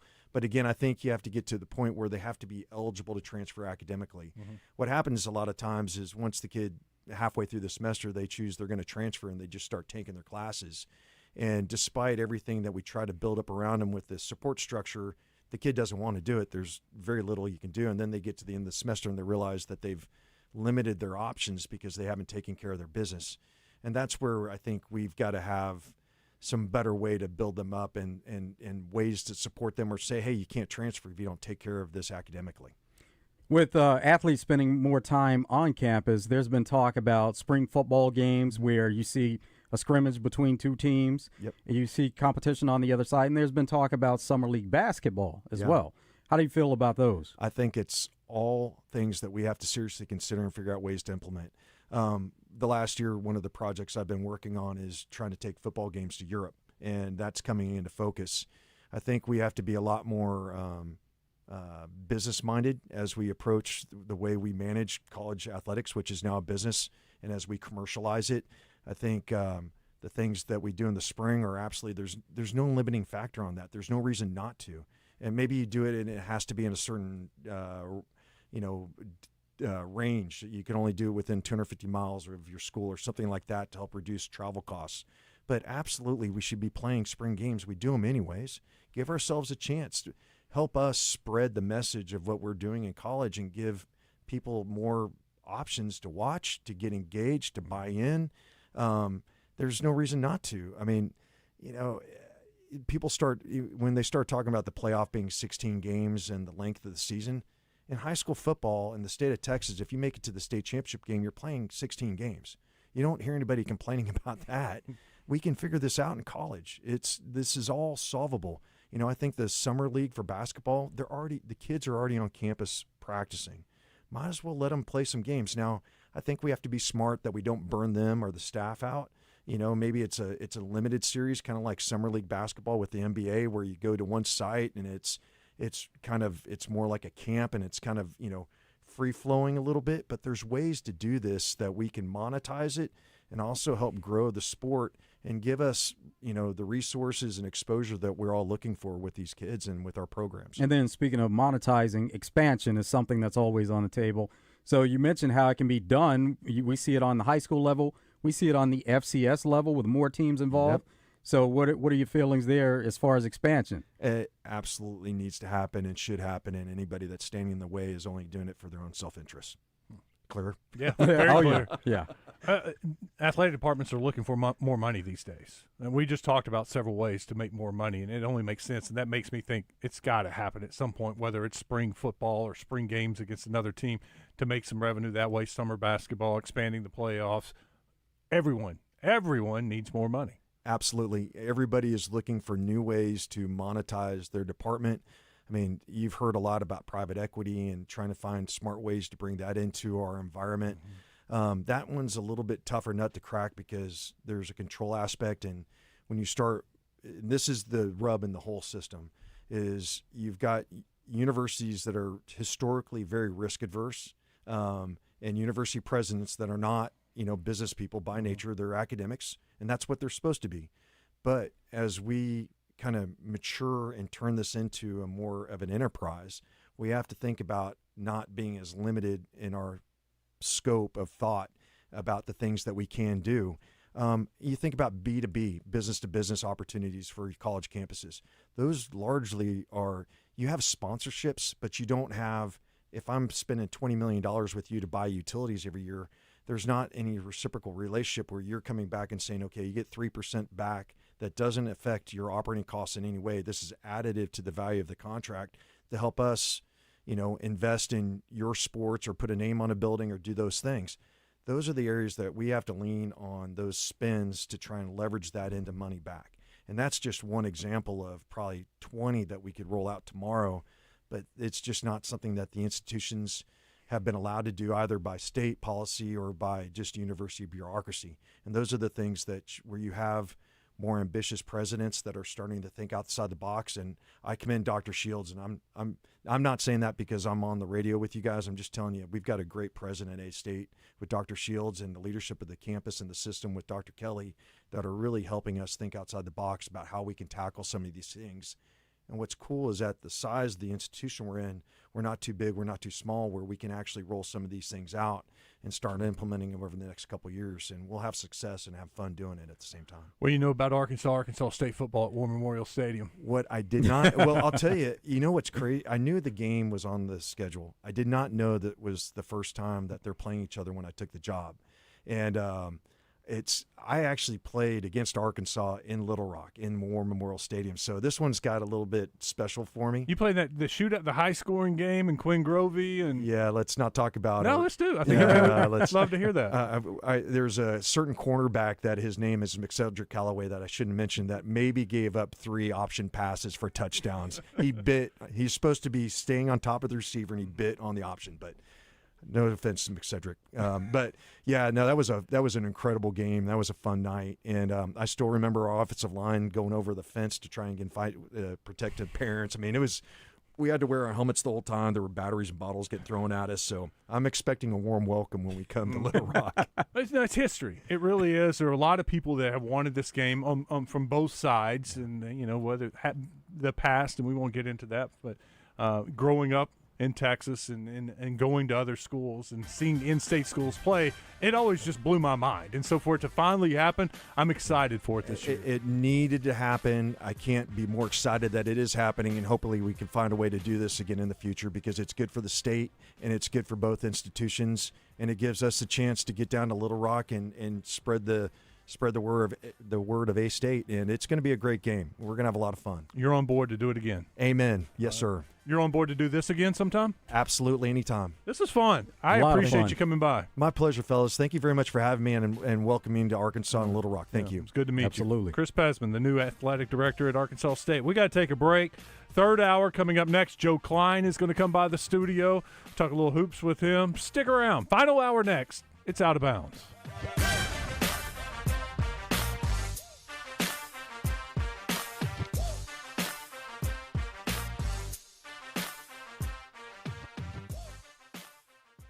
Summer's heating up, and Brewski's is your chill zone. Doors open at 11 a.m. daily. Happy hour starts when you walk in the door, so come crush a slow lunch with smash burgers, loaded fries, and wings and 11 wild sauces. And now, booking a VIP section for that special night out in your favorite downtown Little Rock hotspot is easier than ever at brewskispubandgrub.com. Just pick your section, pick your date, and pay online in 3 easy steps. Brewski's downtown in North Little Rock, your home for lunch, happy hour, and late night.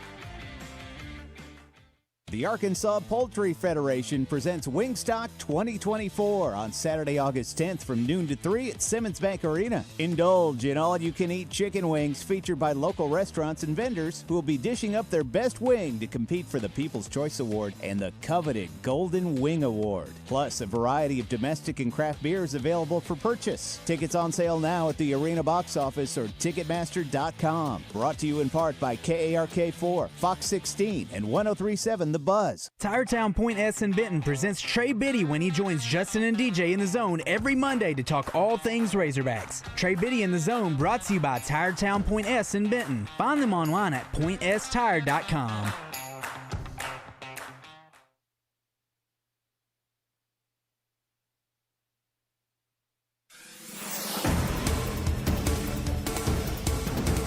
The Trump administration is demanding colleges and universities prove they're not using diversity, equity, and inclusion as a basis for student admission. The U.S. Department of Education is rolling out a new auditing process to collect admissions data. Schools will have to submit that data without mention of race or gender, showing only academic achievements like standardized test scores and GPA. Education Secretary Linda McMahon says the new rules will ensure only individual merit drives admission. A church in North Little Rock helped kids kick off the new school year with faith and fun. The 8th Street Missionary Baptist Church handed out hundreds of backpacks filled with supplies at its back-to-school celebration yesterday. The church also offered free food, snow cones, and some family fun with bounce houses and obstacle courses. Students got free haircuts and clothes so they can go back to school in style. And to keep kids motivated in the classroom, the church donated nearly $2,000 to the 52 students who showed up. I'm Sincere Tonsel from KRK4 Today for the Buzz Radio Network.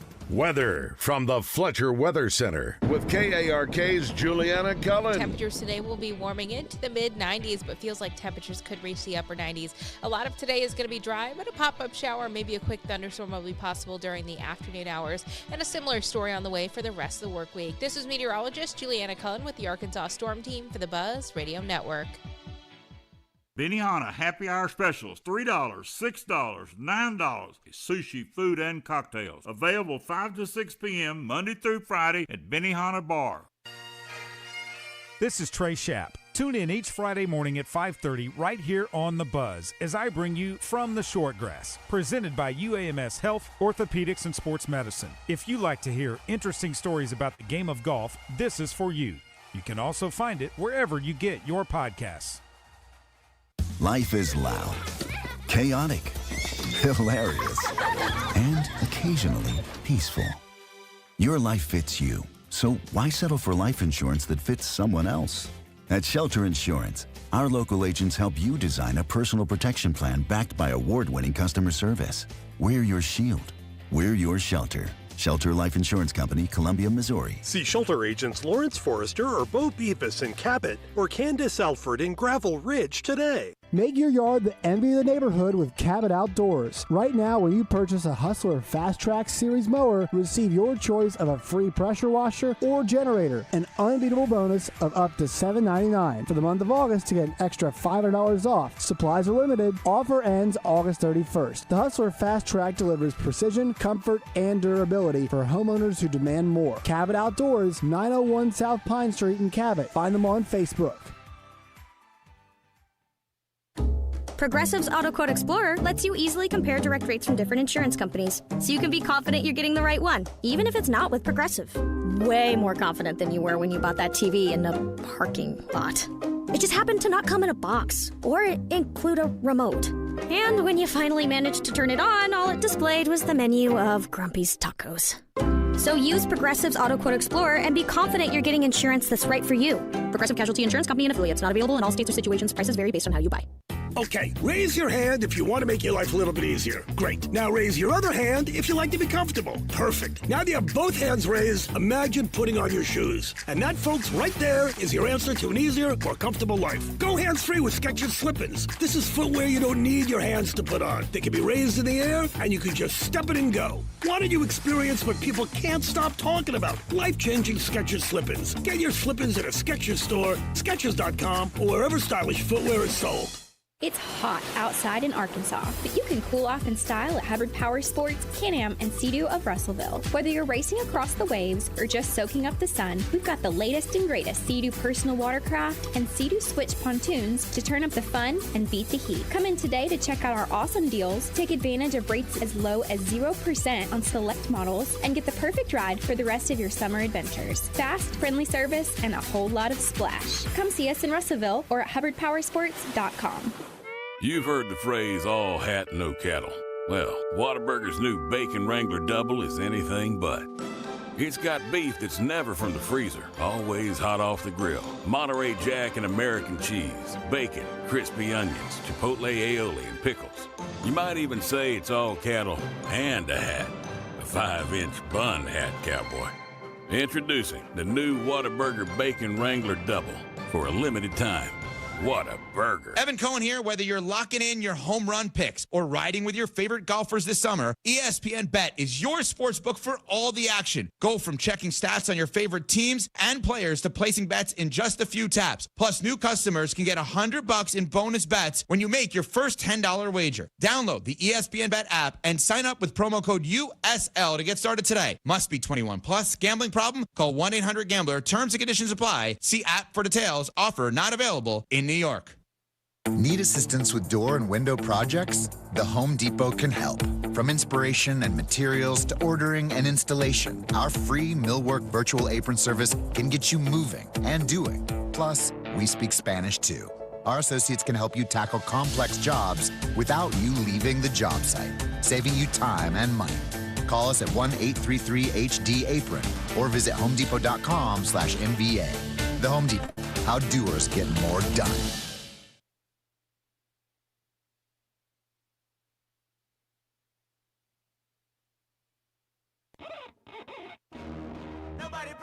Live from the Gwatney Chevrolet studio, this is Out of Bounds with Wes Moore and Joe Franklin on 103.7 The Buzz.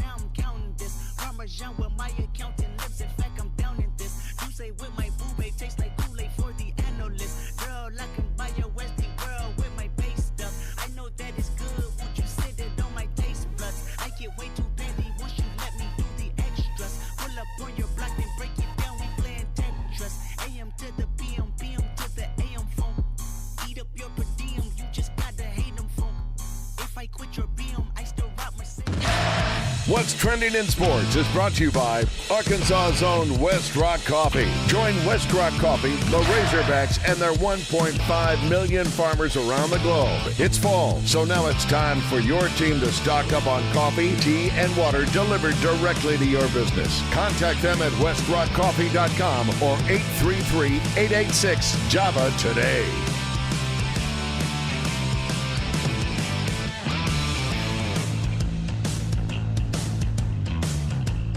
We talked a little bit about Shedeur Sanders earlier today. Here's what one of his highlights sounded like. Off the play fake, Shedeur Sanders into the traffic.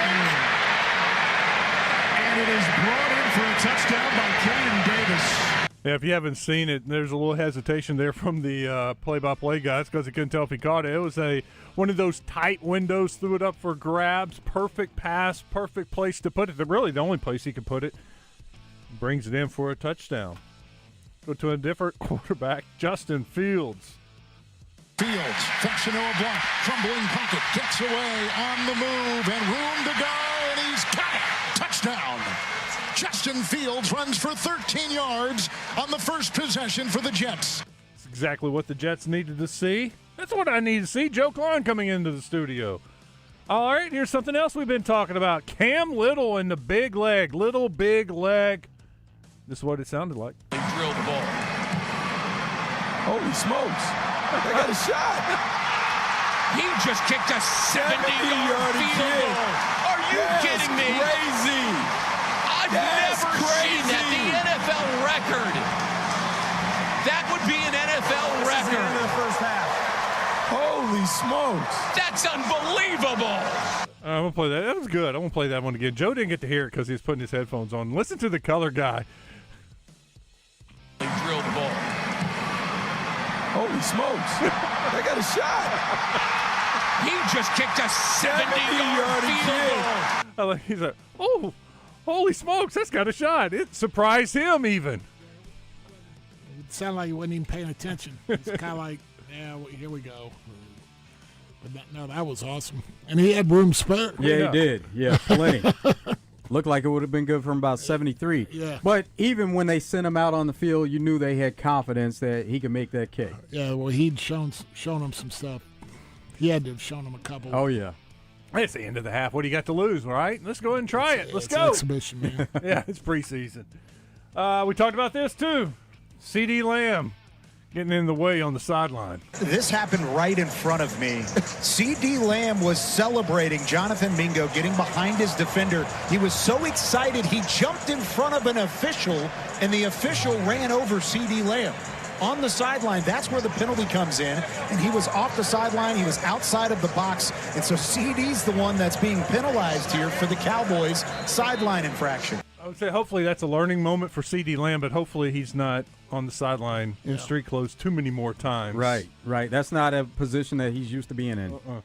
Over the weekend, the Patriots unveiled the Tom Brady statue. In the end, this statue isn't just for Pats fans. It'll also give all the Jets fans something to throw their beers at as they leave the stadium every year. Probably in the second quarter. Maybe the third. A little zinger there. Now to softball. Pennsylvania wins the Little League Softball World Series. Out to left. And the championship is going home with the kids from PA. Pennsylvania, your 2025 Little League Softball World Series champion. We've been covering a lot of stuff today. Once again, I'll say, we talked about this earlier, but Justin Rose wins the FedEx St. Jude Classic. Yep. First birdie in the third playoff ball. And Justin Rose is a playoff winner again. Some huge sports news here. Paramount Plus has landed the rights to UFC. Starting next year, 2026. Okay. No more pay-per-views. They're going to, if you have Paramount Plus streaming, you can watch all UFC events. Wow. So they bought the rights for $7.7 billion for 7 years. Yeah. So, but what it is it's going to allow them to have so many more people subscribe because they're offering everything for free. They paid the rights for it, put all the money into it, and now they're offering everything. It's a big number. Does it all go to who's the guy? Dana White. Is he getting all that? I don't think he's getting all of it, but he's getting a big chunk. Yeah, he is. All right, Joe, you're the UFC guy. Typical UFC fight cost how much to get? Oh, about $75. Okay, so now instead of paying once a month, $75 maybe? Twice a month. It seems like, they have the big events maybe a couple of times a month, or it could be one or two times.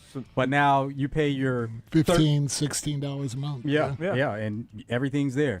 They're wanting to venture into the live sports like so many of the platforms are. I think this is great for the fans. It's going to be a cheaper option for fans to watch these. And then it makes a lot of sense for UFC. And then I think it makes sense for Paramount Plus because they know they're guaranteed they're going to get all these new subscribers just to watch the UFC fights. And then the views that they're going to get out of it. That's going to put them on another level. Yeah. No, that's a huge move. I got some news here, and Joe, you'll appreciate this. Anthony Spratt Jr., 2028 shooting guard from Benton, just got offered by John Calipari. Just saw it on Twitter breaking, and I remember watching the state championship game with Benton and Maumelle. In fact, Justin Acree and I were doing the game. Yeah. And we're like, man, this Spratt kid, he may be like the player, and he was a freshman. Yeah. And we're like, this guy's incredible and was really taking over at times. And you're like, for a freshman to be doing this in a state championship game, it was very impressive. Yeah, got a nice stroke. I mean, I've seen him a little bit, not a lot, but, I mean – yeah, I mean, he. If you can shoot, you can play, man. You know, shooting's a premium. He looks like he's going to be a very good shooter. Well, what impressed me with him was his athleticism, his speed, and his jumping ability. He's not going to be a liability on the other end of the floor. No, he was doing a lot of things. He can do a lot of things. Plus, he can stroke it. And I got to go back and think. I want to say he didn't make a three in the first half, and then all of a sudden, and so we didn't know he was like a shooter. We just saw a great athlete on the court, and then the second half, third quarter, dude started making threes. You're like, oh wow, and that's only going to get better. Well, and that's what they said, that he has just had a breakout summer, taking it to another level. Some projectors say he's the number one player in the 2028 class, but he's got an offer from Arkansas. That's pretty. So congratulations to Anthony Spratt Jr. and his family. No, and the coaches have been. Yeah, if Cal offers you, he offers legit. You don't just throw those things out there, especially for a kid that's years away. Yeah, that young, sophomore in high school now. And from Arkansas. Yeah. Because you can't go back on that. No, it's very no. difficult to Yep. go back and tell a kid from Arkansas and his coaches, we were wrong. We don't want you anymore. So you got to be pretty darn sure. I agree. No, I mean, I didn't know about that. I didn't know he was blowing up like that. I just had kind of heard that they had a really good player, had been a young kid, but I didn't know what kind of summer he had. But obviously he lit it up. That's where these kids are getting so much better too in the summer as they play year round now, and that's why you see the younger kids maybe being able to compete against some of these older upperclassmen because they're always playing up. Yeah, and you can see them. You know, you can evaluate in some of these. Your evaluations can be better, especially at the higher level for higher guys like the Arkansas and the SEC teams and stuff. You can see these players playing against high-level competition, so it's not an inflated thing that's going on. They're going to be guarded by good people. They're going to deal with size. They're going to deal with athleticism, and you can see, how they cope with that. And obviously, he's coped very, very, very well. How was your weekend? It was good. We went to the FedEx.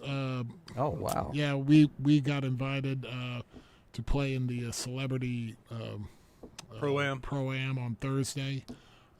Were you a celebrity? Yeah, borderline. How'd you play? All right, kind of like how I play. I mean, I'll hit 2 or 3 shots or have 2 or 3 holes, and I'm like, I got it. I'm on my way, and then it's like, what the hell? What was that? I mean, you top the ball or you pop it straight up in the air off the tee or something. It's golf. So golf's hard. Yeah, I have a love-hate with it, man. I'll love and hate it about 10 times around.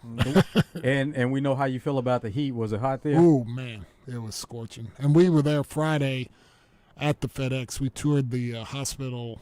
We got a tour of the hospital Friday morning, which was, if you ever get a chance to do that, I mean, it's really, really cool. I mean, I mean, you knew it was a big time operation, but when you get into that, I mean, it's amazing the stuff they're doing. I mean, it's amazing, and the whole campus and everything. But then we got to go over to the golf tournament, and we left right before the rain got there, so it turned out great. How was the golf tournament? It was awesome. I mean, it was just fun. I mean, seeing those guys coming through. We stayed mostly on 18. We didn't hospitality tent. Yeah. Oh yeah. Yeah. I'm that guy now. That's the place to be. I've turned into that guy. Yeah. No. I mean, I love the hospitality tent. I tell my wife now. I'm like, look, I'm not snobbish but I'm done going to concerts unless I can sit in a suite. I'm flying first class. I mean, or I'll fly Southwest if I can get the exit row. But go to a golf tournament. I'm not going to walk around in 95-degree heat to follow Scotty Scheffler. Mm-hmm. I'll sit in the FedEx Forum Pavilion where they got food, and got to know my buddy Jeb at the bar really well.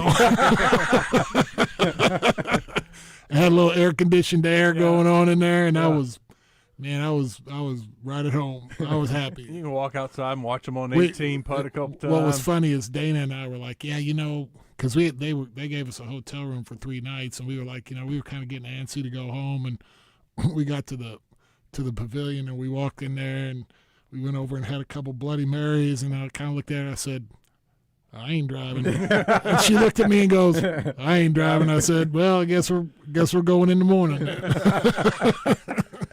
It all worked out. Yeah, it was fun. We had a great time.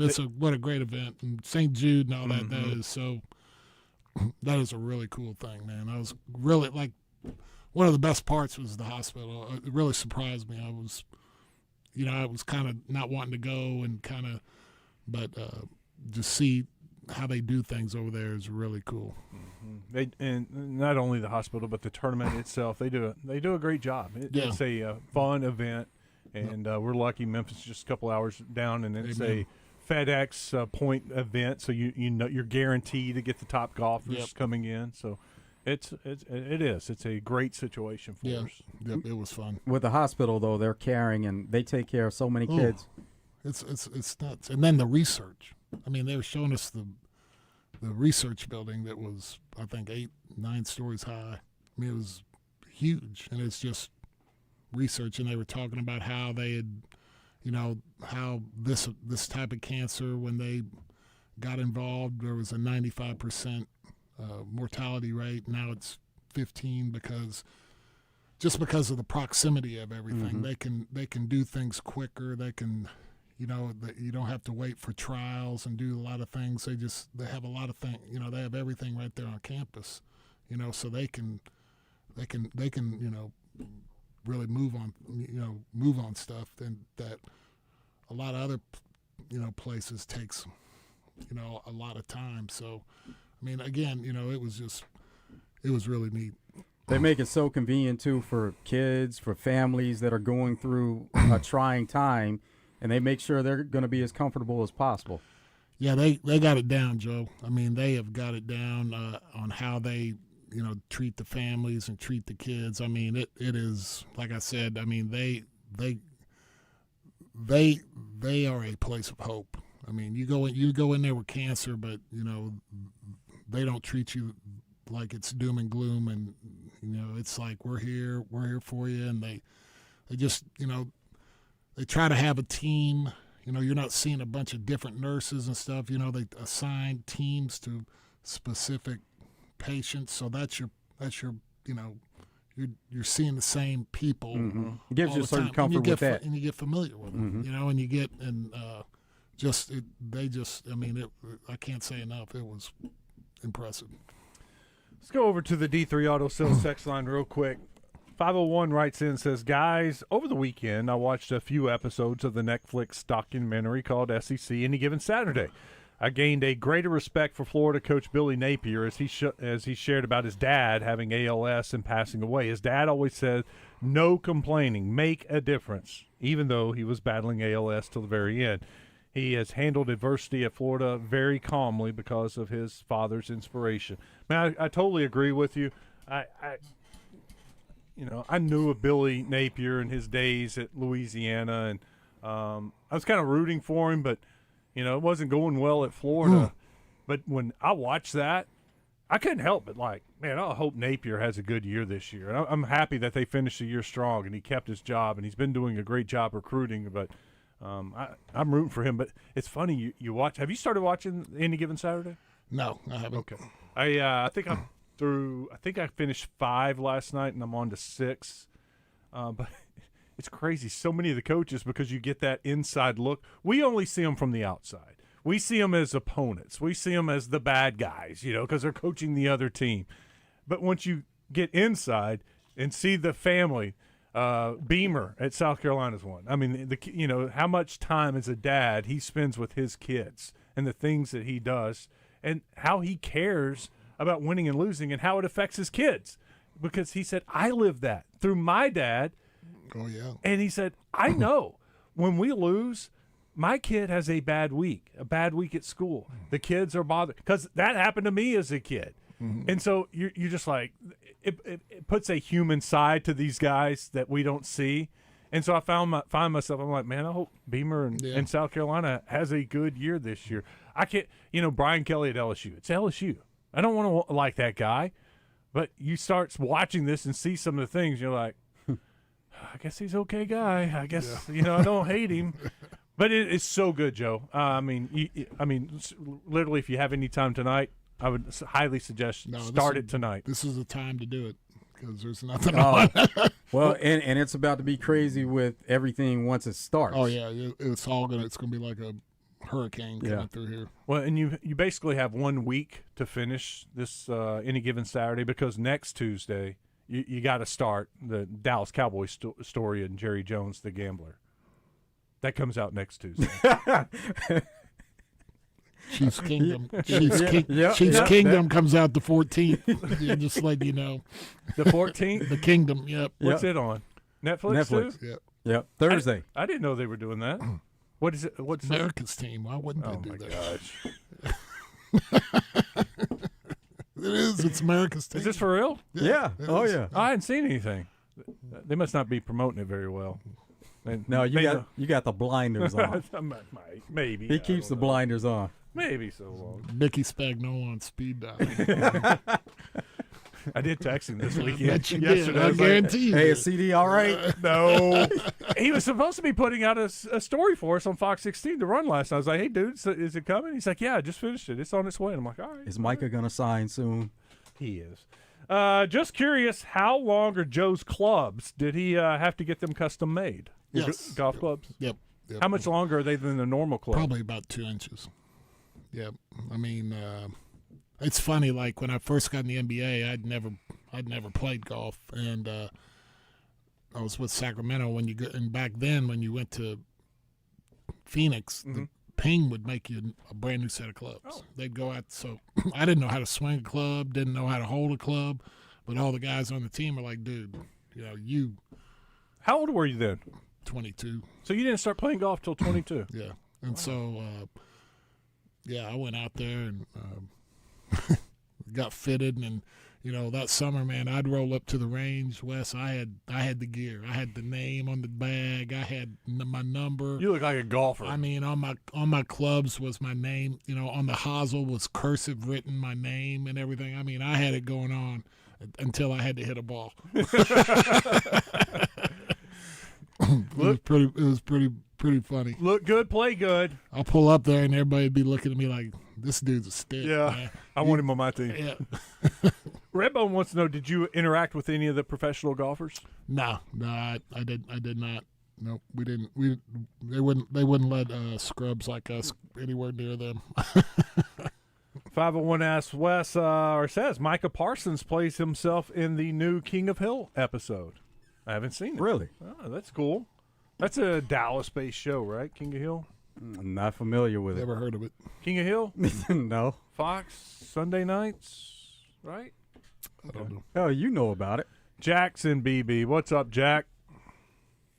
Well, I just hate to interrupt you guys' conversation, first of all. But anyway, I've just kudos to J.J. Andrews for finally achieving 5-star, and finally for ESPN to open their eyes and realize this man is a 5-star. So that happened today. And then I had a question. Hey, Jack, did he finally get that 5th star today? That 5th star, he got it. I read it over the weekend. Yeah, okay. I read that ESPN elevated him to a 5-star. About time. Yeah, wasn't he? And I had a question. Okay, with the indisparities in football and the staffing problems that we've got compared to other SEC schools, namely on recruiting analysts and so forth, even on the payroll, we're way down towards the bottom. Is there anything being done or going to be done to kind of level that playing field up a little bit? Because you think about it, even if a prospective coaching candidate was to look at the situation and then compare it to the other SEC institutions, he kind of see it's an uphill battle. So I kind of just wanted your take on that, and see if any of your connections have heard anything, and expand on that for me. Thanks, Jack. You have a great show. Thanks, and have a good day. You bet. Good call. You hope, and part of the job of the media and responsible journalism is to open the eyes of people to, just inform them. I thought Richard did a great job. There was no opinion in his story. It was just the facts, and here are the facts and where Arkansas ranks in spending in the recruiting department and the number of staffers and the budget that they have. And now it's up to the people who read that story, who support the University of Arkansas, to help maybe create a movement that puts more emphasis on recruiting and maybe get a little bit more budget. Now, I know what the athletic department is thinking and Hunter Yurachek is thinking. They just laid off all these people. They're trying to create a smaller staff where they can, because they have this $20 million they have to start, paying. That's got to come from somewhere. But at some point, you got to say, are we putting enough resources in our main sport to be successful? Are we giving them enough weapons to fight with everybody else in the SEC. And when you see these kind of stats, it's like, well, that's not fair. How are they supposed to compete with others? And to your point, Jack, of another coach, when the day comes, Arkansas needs to hire someone, I guarantee you that coach that comes in and says, that's not going to work for me. Part of my contract is there's going to be X amount of people on staff in my recruiting department. I'm going to have X amount of numbers for my recruiting budget. I'm going to have X amount of numbers for my assistant coach's salary pool. I'm going to have X amount of money for the quality control assistants. That's something else that came out. Arkansas has 1. There's schools with 13 quality control coaches. Now, is that overboard? Yeah, probably. But is there a happy medium? And I know the answer is not 1. Yeah. Well, see John Calipari. That's all you got to do, is because when we needed a coach and we went after somebody like him, look at what he got. I mean, I guarantee you, before he knew he was going to get his money. Mm-hmm. I mean, paying him was not that, but I guarantee you he was also, probably 1, and then 1A was his salary. Yes. 1 was, look, man, you're going to give me what I need. The resources I need to be competitive. This is what I got to have for my coaches. This is what I got to have for my recruiting. This is, blah, blah, blah. So, I mean, I think that's the way it's going to go from the standpoint if you go after a big dog. I mean, if you go after now you have an up and coming guy that's trying to make it. Sorry, come on, what? If you got a mic, not mine. If you got an up and coming guy coming, trying to make a name for himself, you might be able to get away with, not being able. But a guy that's in a good job or in a good situation or is coveted by lots of people, you're gonna have to make concessions to where he feels that he can compete. I know a lot of people over the weekend saw the clip with John Gruden talking about he wants to come back to the SEC. I'm not suggesting John Gruden's coming to Arkansas, but if a John Gruden type coach came here, you don't think that he's going to command that kind of money for his assistants he's gonna look and at staff? He's going to look at the playing field. He's going to, again, I don't have to be, top dog, but I'm not going to go to a gunfight with a pop gun. Yeah. I can't be bottom dog. Yeah, right. So give me a chance. I got to feel like I can compete. All right, we got to take a break. When we come back, more with Joe Klein. Get those fantasy football draft parties started at Twin Peaks. Get them set. Go to twinpeaksrestaurant.com/fantasy draft. Enter for a chance to win $1,000 in cash thanks to Molson Coors. Right now, it's back to school costume party this week as everyone is going back to school. Get drink specials with that. UFC 319 coming up this weekend, and for the rest of this year, they're going to be pay-per-views. But at Twin Peaks, the luxury you get, no cover charge for UFC events, so you can check out MMA, boxing, the combat sports, and it is happy hour there at Twin Peaks. You can enjoy that till 7 today. Goes on from 2 to 7, apps starting at $2, lunch combos $7.99. There's a later happy hour, 10 to close. Flatbreads on special for just $10. It's Twin Peaks. Eats, drink, scenic views.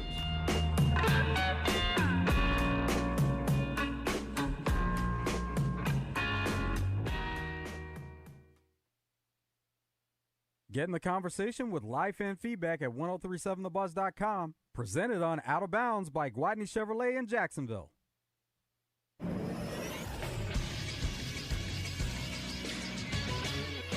This is Sports Center. The Arkansas Travelers lost just their 4th Sunday game of the season by falling 2-0 to the Frisco Rough Riders yesterday. Both of Frisco's runs came in the top of the first inning on an RBI single by Caber Rodriguez and a bases-loaded balk by Trav starter Michael Morales, who rebounded from the rocky start to tie a career high by going 7 innings. Former Razorback Caleb Cali went 2 for 3 to lead the Travelers, who had 2 runners on with no outs in the 8th inning, but couldn't push any runs across. The Travs are off today, but will start a series against the Northwest Arkansas Naturals in Springdale tomorrow night. Speaking of the Naturals, they clobbered the Wichita Wind Surge 11-3 in Wichita yesterday. I'm Todd Pierce for the Buzz Radio Network.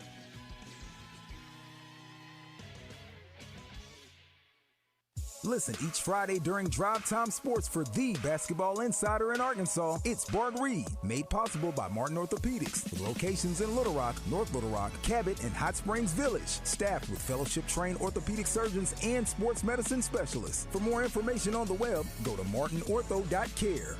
Fried green tomato salad is back and better than ever at Eat My Catfish. It'll only be here for a limited time, so stop by or order online from any of our 7 Eat My Catfish locations to try this delicious fan favorite today. Eat fresh, eat local, Eat My Catfish.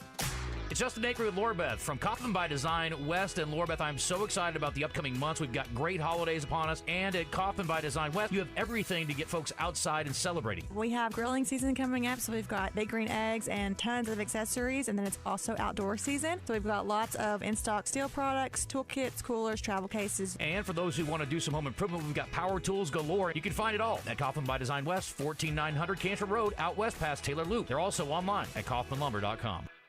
Ray Tucker with good news for enthusiasts of Triumph motorcycles. Honda of North Little Rock now carries the legendary classics and cutting-edge rides. We have the Bonneville Bobber, Daytona 600, the TF450X, the Stunning Ever Special Edition, and the Rocket 3 Evel Knievel. You get the idea. Come see us at Honda of North Little Rock, your family fun headquarters. This is the Pigskin Preacher, bringing you the word. Restaurateur extraordinaire Keith McNally's memoir, I Regret Almost Everything, is a fascinating look at a success in an incredibly difficult medium. His beloved restaurant Odeon, which now belongs to his ex-wife, was his favorite because it was a place for, quote, T-shirts and tuxedos. For everyone, in other words. What a marvelous goal. To be a place where all are welcomed and appreciated. That's what we've been striving for at the Pinnacle Church of Christ. Stop by and register at your nearest Doublebee's for your chance to win a new Bad Boy 550 four-wheel drive side-by-side, purchased from the Bad Boy Superstore in Searcy. This Bad Boy Wonder vehicle will be given away on a special broadcast of Drive Time Sports on October the 8th. You do not have to be present to win. Doublebee's. It's where you gas it, grab it, and go. That's Doublebee's. Injured? Let's talk about getting help now. Anywhere in the state, dial 888-8888. Whether injured at night, on a weekend, or a holiday, dial 8 for Rainwater, Holtz, and Sexton. 888-8888. Responsible attorneys Michael Rainwater and Bob Sexton. Hey, it's David Basil from my good friends at Bath Fitter. I've been working with Bath Fitter for over a decade now. They're a family-owned business that's been around for over 40 years. They are the pioneers of the acrylic bath industry. Bath Fitter offers a one-of-a-kind remodeling process that's easy and stress-free. They offer a wide selection of beautiful and functional showers, and with their seamless one-piece walls and hundreds of design options, you can refresh your shower space in no time. They can even convert your existing bath into a shower. Check them out online at bathfitterlittlerock.com and tell them Basil sent you. Southern Bank presents Family Feud on 103.7 The Buzz. Tune in to Morning Mayhem on Tuesday mornings for your chance to play with Justin Moore, David, and Roger. Family Feud on Morning Mayhem brought to you by Southern Bank. Bankwithsouthern.com. Out of Bounds, live from the Gwatney Chevrolet studio.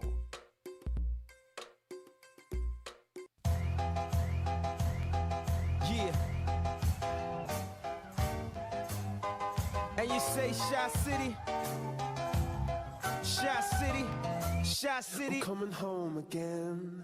Do you think about me now and then? Yeah. Do you think about me now and then? 'Cause I'm coming home again. I met this girl when I was 3 years old, and what I love most, she had so much soul. She said, welcome back inside the Gwatney Chevrolet studios. Big things at Gwatney Chevrolet. It is August. Kids are going back to school. Some are already back in school, ready to head off to college. Check them out. They got great college vehicles for those young drivers. Some used vehicles with very affordable prices. If you want something that you know is going to last for the next 4 or 5 years, check out the Trax. That's their best-selling small SUV, some of them under $299 a month for your payment. And they still got the Tahoes and the Silverados. They're selling them left and right. Still paying top dollar for quality cars, trucks, and SUVs that you trade in. They're looking for quality vehicles, and they'll pay you top dollar for it. Go to the website. It's GwatneyChevrolet.com. You can see all the inventory right there. You can see all the deals that they have right now. Then you can go to the James Street exit in Jacksonville and test drive some of those vehicles. You're going to get a good deal when you trade in. You're going to get a good deal when you buy. You'll be happy when you drive away in that new vehicle from Gwatney Chevrolet. Check them out. Website, once again, it's GwatneyChevrolet.com. Westmore, Joe Franklin, and Joe Klein hanging out with us. It's good to see you. You've been gone for a while. Yeah, I've been blowing and going, man. I've been went on vacation and then just little things here and there. Been a little bit busy. Yep. We've had we just had the director of athletics, the new director of athletics, Chris Pesman, on at Arkansas State. He was up at the Corkies in North Little Rock speaking. That's where he came from. He was down, I guess, speaking to a group, and awesome. Then came over here to the radio station to hang out. Yeah, I was listening to him. Sounds like a sharp dude. No, I thoroughly enjoyed our time together. He hung out for about 30 minutes with us, and I think A-State's in good hands. And you got to be a creative thinker these days in college athletics. Yeah, it's not like it used to be. The schedule and your job A, B, C, and D is you got to get revenue, man. You got to find ways to create revenue for all the things that are going on. This morning, the Associated Press released their college football top 25, their preseason rankings, and Texas is ranked number 1. I did not realize this is the first time ever Texas has been the number 1 team in the Associated Press preseason top 25. All these years, and I see the headline for the first time, Texas number 1 in the AP preseason top 25. That doesn't even seem possible. No. That seems very surprising. And that barely just eked out Penn State. Texas had a total of 1,552 points. Penn State had 1,547, so by 5 points. Penn State, huh? Penn State number 2. Ohio State number 3. You got Clemson out of the ACC, expected to be the ACC champs, number 4. Georgia's 5. Notre Dame, number 6. We'll see them in Fayetteville not too long from now. Oregon 7, Alabama 8, LSU 9, Miami is 10, Arizona 11, Brett Bielema in Illinois at 12. You got Beamer in South Carolina at 13. They're getting a little respect this year after finishing the season strong. Michigan at 14, Florida, Billy Napier at 15, SMU is 16. And what was it at the stat I read on SMU? It was like the highest they've been ranked, or the first time they've been ranked in the AP top 25 poll since the 80s. We remember the SMU teams. Yeah, excess. Kansas State, number 17. Oklahoma, 18. Texas A&M, 19. Indiana, 20. Ole Miss, 21. Iowa State is 22. Sorry, Acre. Iowa State, Kansas State, first game of the season, 2 top 25 teams. Texas Tech and their $20 million payroll is at number 23, and maybe a $25 million payroll. 24 is Tennessee. And, Joe, they kept Boise State. They put Boise State at 25. Oh, yeah. They're always going to have a place, it seems like. 25. Now, with the top 10 teams, interesting that 3 of them have returning starting quarterbacks. The other 7, they're all breaking in different quarterbacks. So, Texas, including Ohio Texas State, at number 1. Georgia, Notre Dame, Oregon, Alabama, and Miami. And That's Miami. Carson Beck going from Georgia to Miami. How about that? All right. So you That's have a good LSU, fact. Yeah, LSU with a returning starter, Garrett Nussmeier, Clemson, Cade Klubnik, and then Penn State. The big story was Drew Aller going back to Penn State. There are 4 teams that will have 7 games against the preseason top 25 teams. Those 4 teams are Florida, LSU, Mississippi State, and Oklahoma. See a common theme there? SEC teams. Yeah. There were 10 SEC teams ranked in the top 25, but Florida, LSU, Mississippi State, and Oklahoma have 7 games against those top 25. Arkansas has 6. So they just caught a break. Caught a break. Just a bit.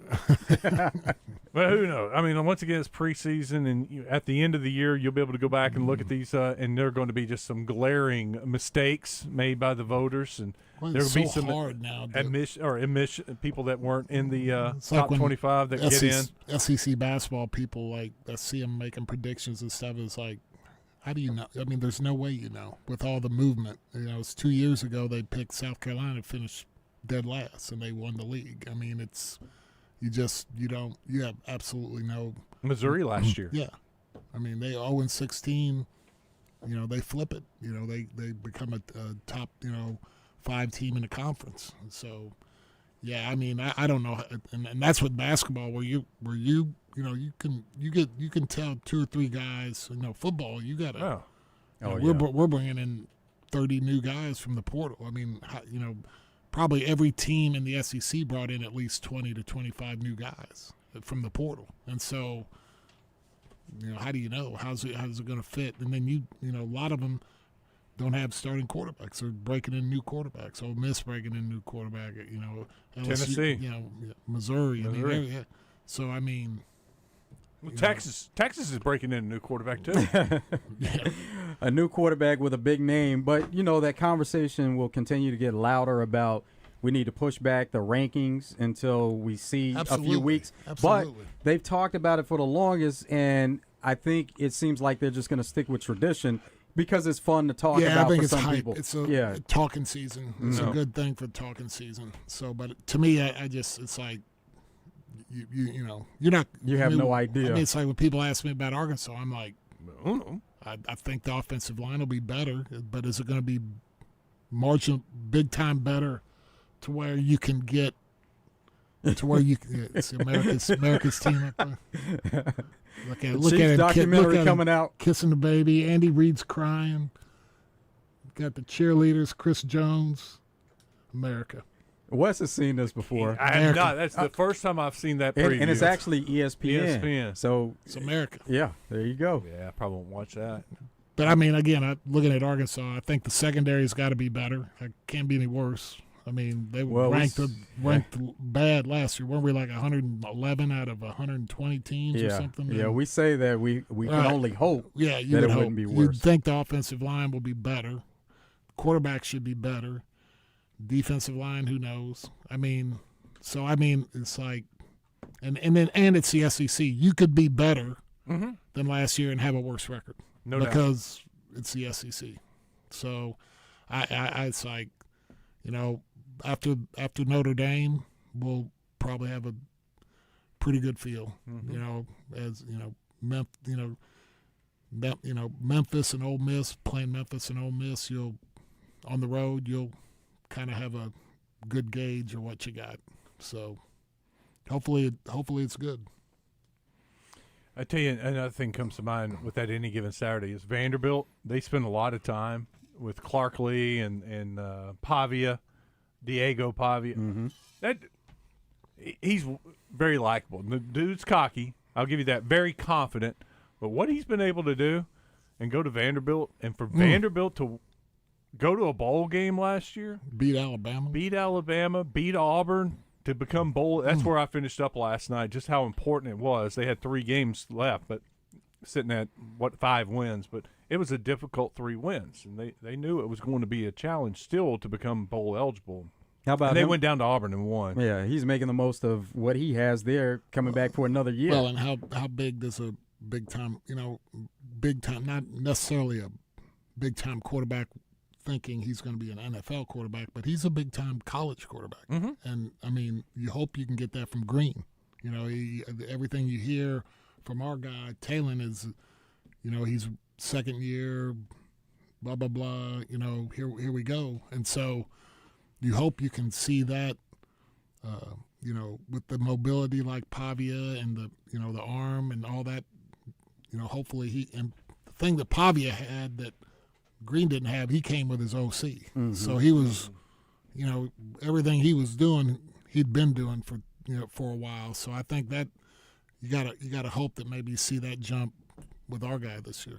Yeah, and I hope too he is the leader behind the scenes that Pavia is, because there's no doubt watching this. I mean, everyone just comes to him. He is no matter what you think of him and his antics as an opposing team or player, but his teammates love him, and they will do anything for him, and he has a way of rallying that team. And Clark Lee's the same. Yeah. I watch that dude, and I'm like, you know what?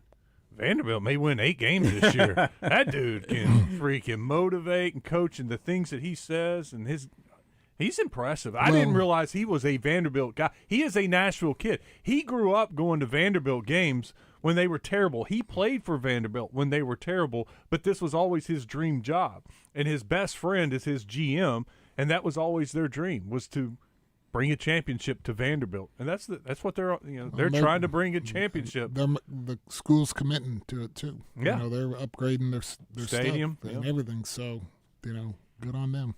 Well, they've done it in baseball and had some success in other sports. Why not football? You have to believe it. He talks it. He believes it. Yeah. It's not just about, you want to go to Vandy and you win 6 games and get bowl eligible. No, he wants to achieve the highest level. And so you have to have that belief. Take another step this year. Well, that's a hell of a place to recruit to. Nashville's. Oh, yeah, exactly. That's the other part of it. Great, too. Yeah. Yep. All right, we got to take a break. When we come back, we'll finish it up. Our final break of the day. Stick around. It's Out of Bounds.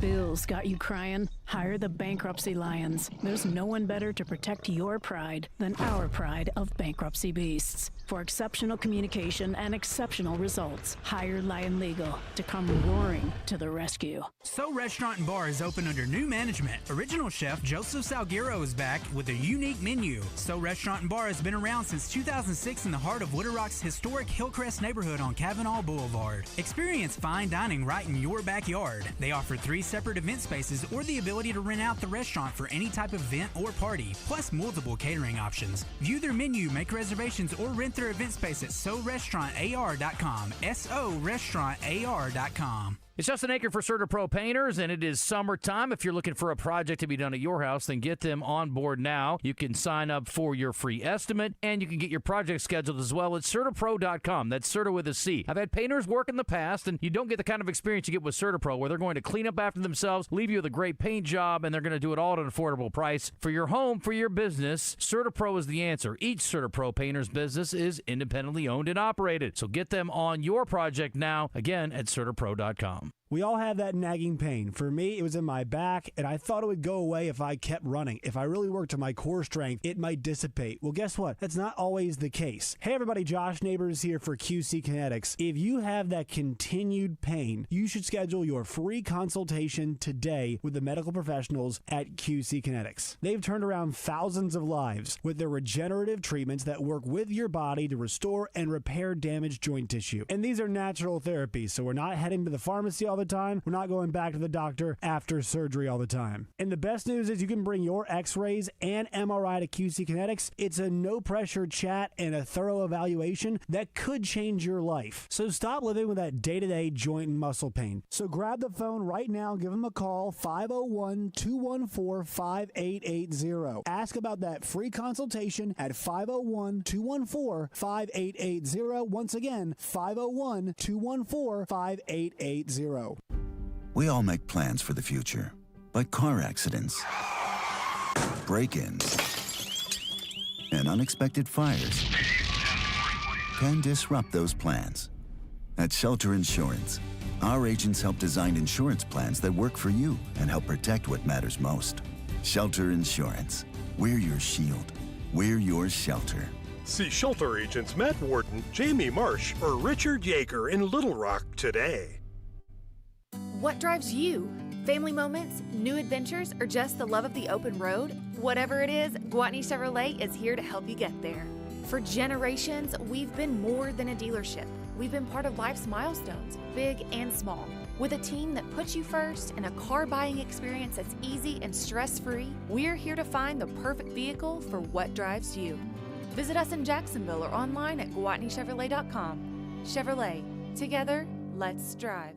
Come check out the latest in large-scale logging equipment, attachments, supplies, technology, and services at the Southwest Forest Products Expo August 22nd through the 23rd at the Hot Springs Convention Center. Watch the Timberworks Lumberjack Show. See chainsaw sculptures by Artistry in Wood. Visit the online video arcade. It's fun for the whole family. Visit arcloggers.com for schedule, info, training, workshops, and links to the online ticket hub. That's arcloggers.com. 2-day pass for those 16 and older is $10. Kids under 16 free. See you in Hot Springs at the Southwest Forest Products Expo. Hey, it's Chuck the Promo Guy. Join me every Tuesday morning for Check-In with Chuck, brought to you by Hubbard Power Sports Can-Am and Sea-Doo in Russellville, where you can get rates as low as 0.99% on Can-Am ATVs and side-by-sides, and huge end-of-year savings with rebates up to $3,500 plus additional in-store discounts. ABC Supply presents Shannon Lynn, our favorite musicologist, when he joins Morning Mayhem. ABC Supply in North Little Rock, let's get your job done together. For location and product information, find them online at abcsupply.com. Out of Bounds on 103.7 The Buzz, live from the Gwatney Chevrolet studio. Gwatney Chevrolet, driving, trust every mile.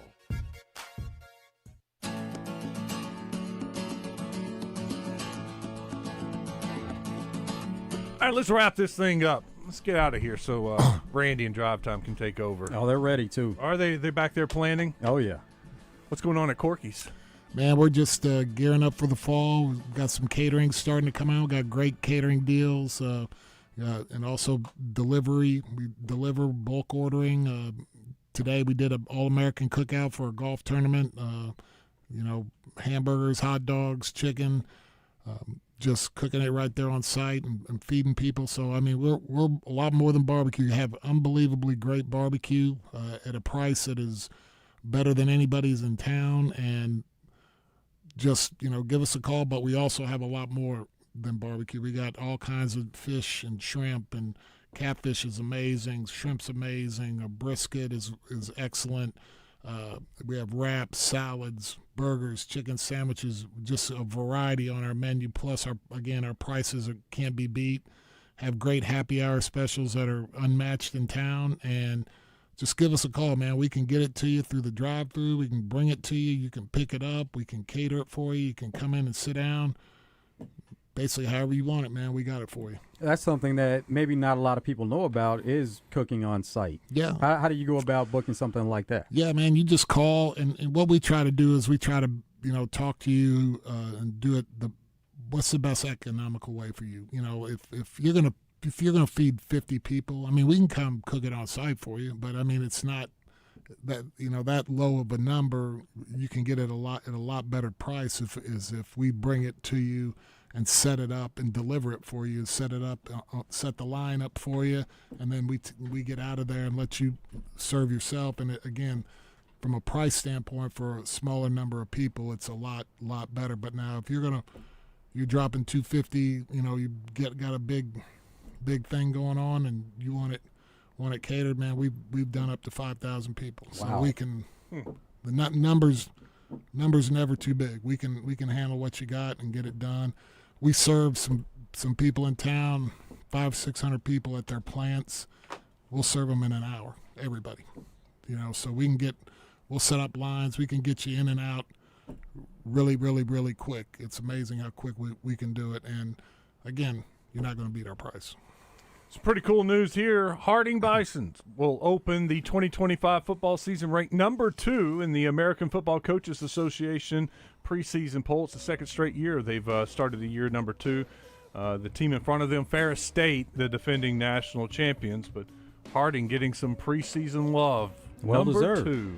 Let's go, Bisons! Did you like that? Oh, yeah. That's great. Wasn't bad. Joe, the raspy rainwater. Oh, yeah. I'm the raspy. Nice. We appreciate you coming Thank in. you, guys. Good to see y'all. Always good to see you, Joe. See you guys. Thank y'all. You bet. We'll talk a little basketball again tomorrow with Coach Z. He joins us at 2:10. We'll talk some high school football, some Razorback football. We'll have another practice in the books by the time we get on the air at 1 o'clock. Joe, have a good night. You too. I'm out of here. Drive Time Sports is coming up next. Stick around.